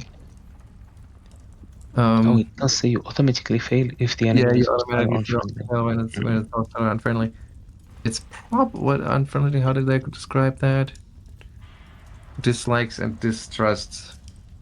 I think that fits it. I mean, it's been so, and to Cruncher, you look too similar to a goblin, for it to feel trustful of you, right? There's no reason why it would trust you. So I would consider it unfriendly, which means there's not really a way for you to. And there's like not even a way to try to improve his attitude either. Like, No, that would definitely require some specialized ability. yeah. So let's use your stealth rolls here for initiative. I'm gonna put them all in. And roll crunchers. Okay. All right, and Quillip. You're almost already out of this room as you notice the kerfuffle behind you, and then Cruncher becoming aware of you. What do you do? Damn. Quillip is going to toss the cursed fruitcake.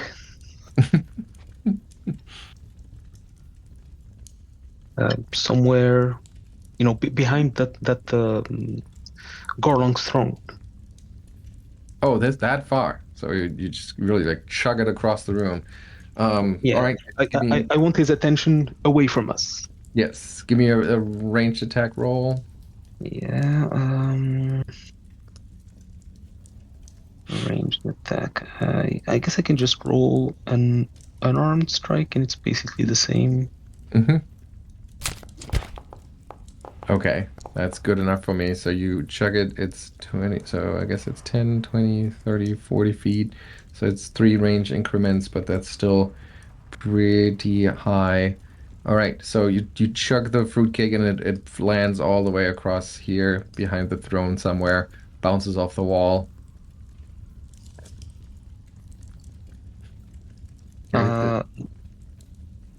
Yeah. Yeah, anything else you want to do? You just have 2 actions. Isn't sure if the rest of the group is just going to try to sneak through, well, to keep through. I guess he has 2 remaining actions. He'll just ready an action so that when the rest goes, he goes too. Okay.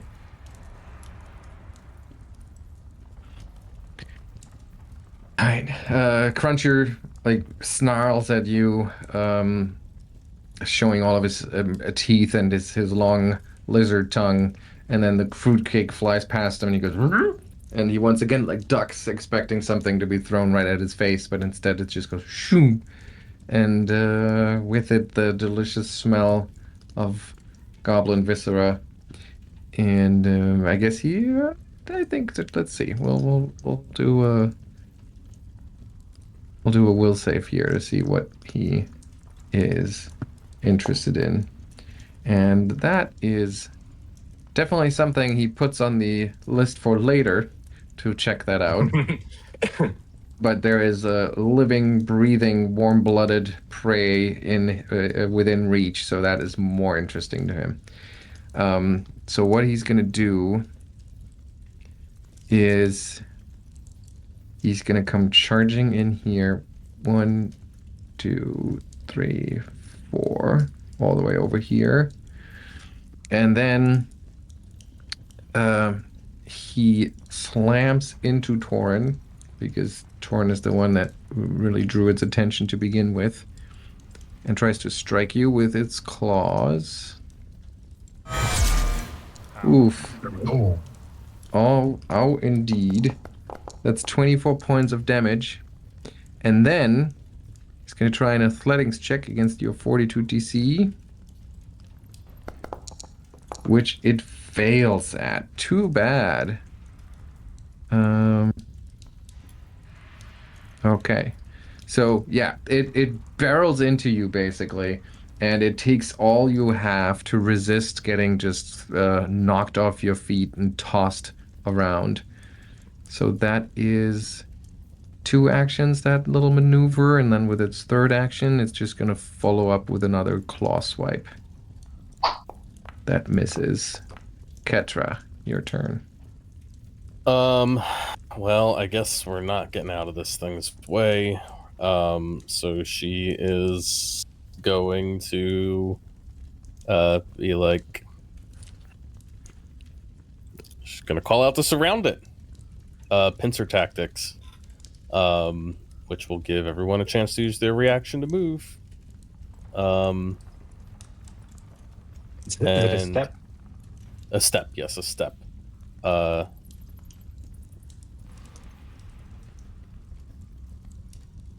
And oh, okay. Well, I guess Ketra won't go anywhere, but that's Sorry. fine. Everyone should get, yeah, because at least 2 people moved. Everyone should end up with it should be off guard to everyone. So then she is going to use her last action to strike. Target it this time. That is... I sheathed it instead of drawing it. Wait, draw. Okay. No, no, that's my javelin. Damn it. Sheathe the javelin. Ketra just keeps fumbling through all God. his weapons. Wasn't ready for this. I got it. Hang on, I got it. She's sweating.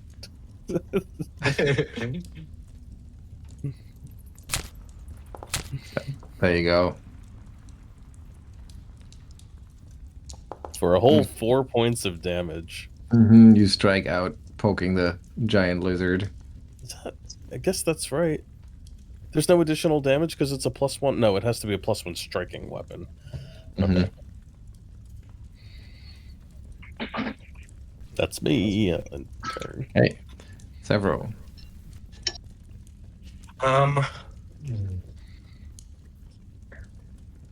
He's gonna try and draw.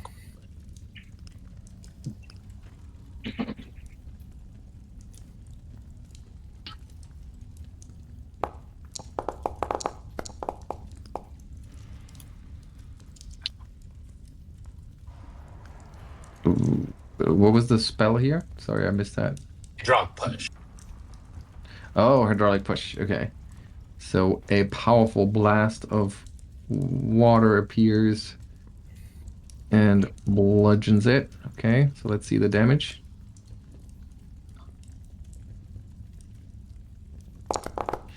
"14 points of damage. That's a solid slam, and it's knocked back 5 feet.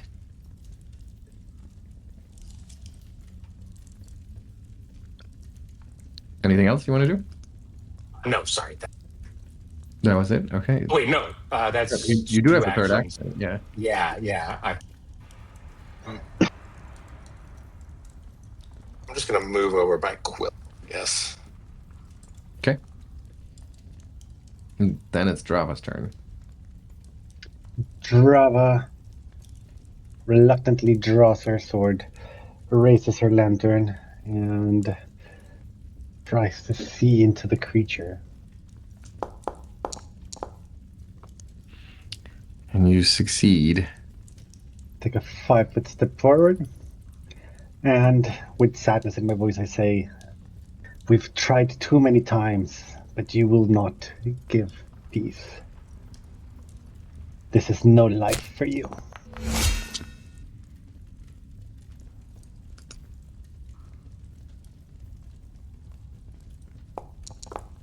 And And yeah, it's not much damage. Do I still have one more action if it was just a 5-foot step? you stepped, I you know because no, avoid vulnerability, and you struck. So yeah, that's yeah, 3 that's actions. it. Toren. Alright, so I guess we're putting him to sleep. In that case, Toren will also take a step. We'll assume the stance. Where is it? The mountain stance.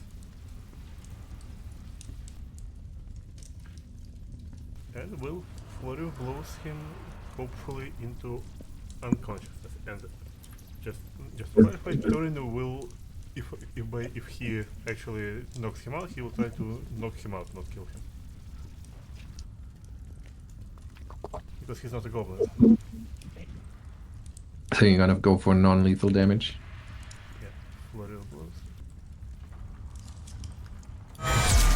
That would be 1. That would be 2. And since now my punches are at expert value, he might be slowed.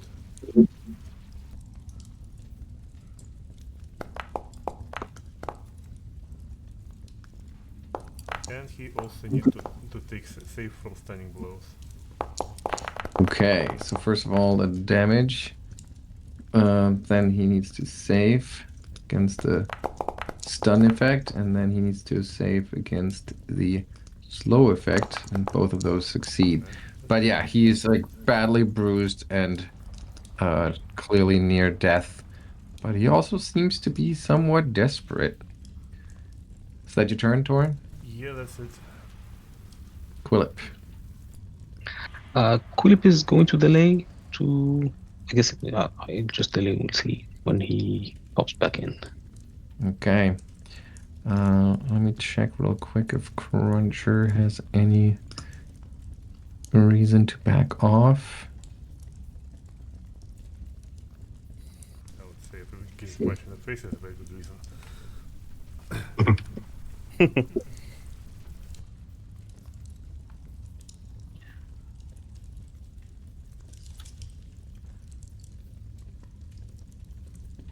Okay. All right.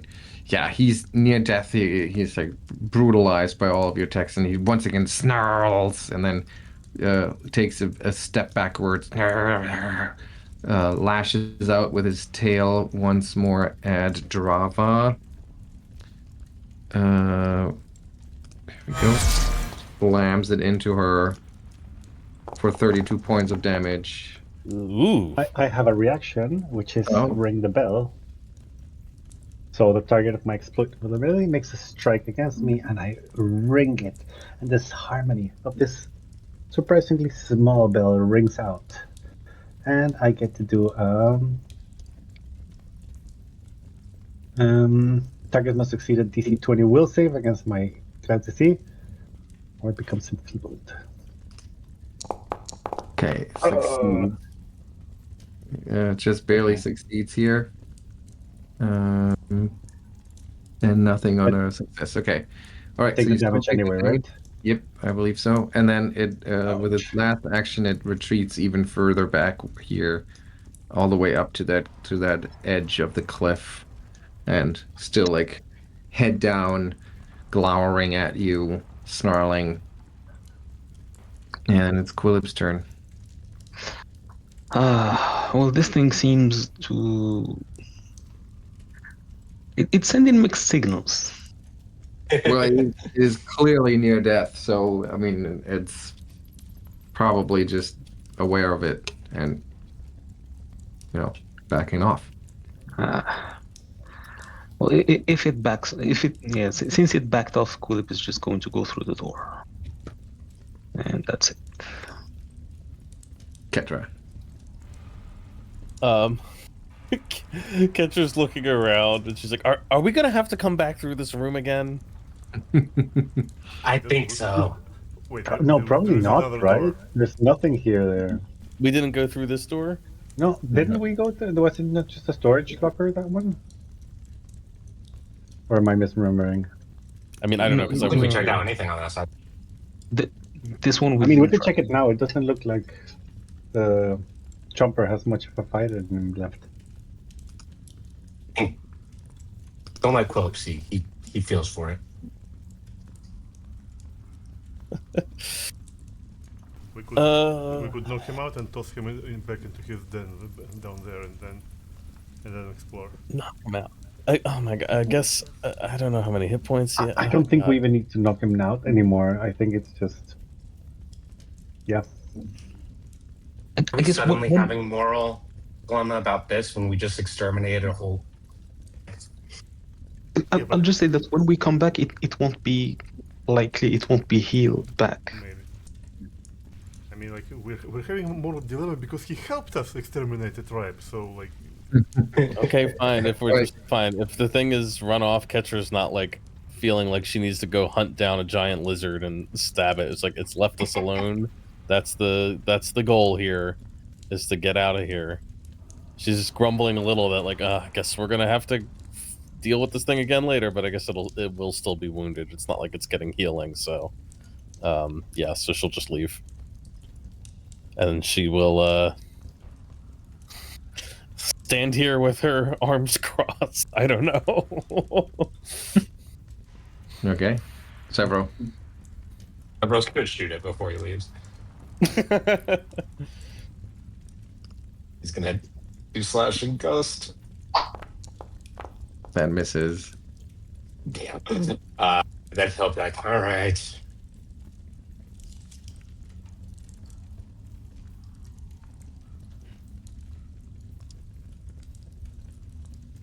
And then it's Drava. I don't think that's going to attack us anymore. I will walk towards this door, all the while like keeping my front towards the creature. I'm not attacking it, not anything. I want to check what's behind here. You Oh, shit. open the door, and you see thick sheets of spider webs just covering the walls, the ceiling, the floor, pretty much everything in a cavern that is quite expansive. The gossamer sheets of webbing hang like curtains, making it really hard to gauge the size and shape of the chamber beyond. Okay, so third action is get the hell away from there.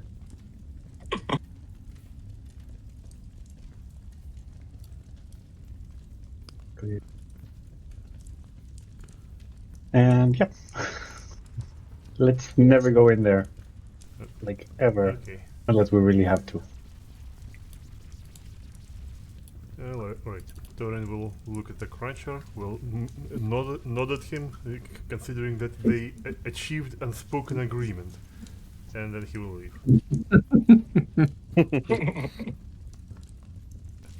That's his one action. As his second action, I want to reposition Drava back into this room. All right. I'm assuming she'll be okay with that.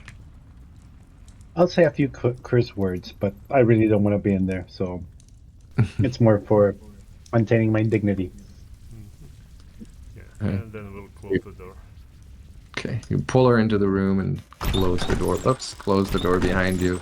Yeah, close the door. Unhand me, you lummox! Not myself. All right. Steps through there myself.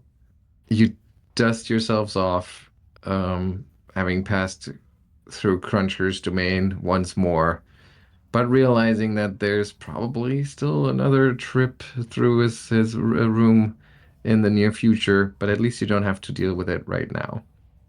You head on out through the main entrance to the Whistlefang lair and make your way along that narrow ledge towards the ladder that leads you all the way out to the top of the pit, where it's already dark.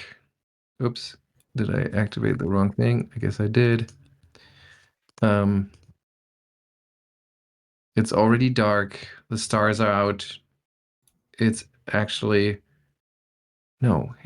Sorry, there's so many maps that are all called the pit. It's very unfortunate. That's not a good sign. Yeah. I mean, there are just many levels, right? So it makes sense that there would be multiple maps of that name. Okay. For some reason, Matt is not here yet. Yeah. So it is dark. The stars are out. The Devil's Platter, which is that big plateau that you're on, is relatively far from civilization here. It's a couple of miles to Sandpoint is as the crow flies, just 2 miles or so, but it's quite the long long trek to get there. There are no other centers of civilization around, so it's like this wilderness darkness, which is really, really dark. And there is a waning gibbous moon, just a very uh, beautiful starlit night. Very few clouds are out. And you gonna take a rest, I assume. So we're gonna take it up from here next time. All right. Ooh, okay. We survived Yeah. one more incursion into Yes.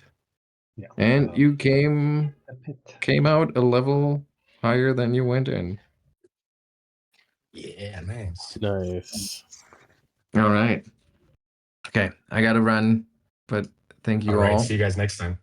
and I See will you see next you next time. time. Thanks, Good Simon. night, guys. Yes, thanks. See you Take next care. time. Thank you.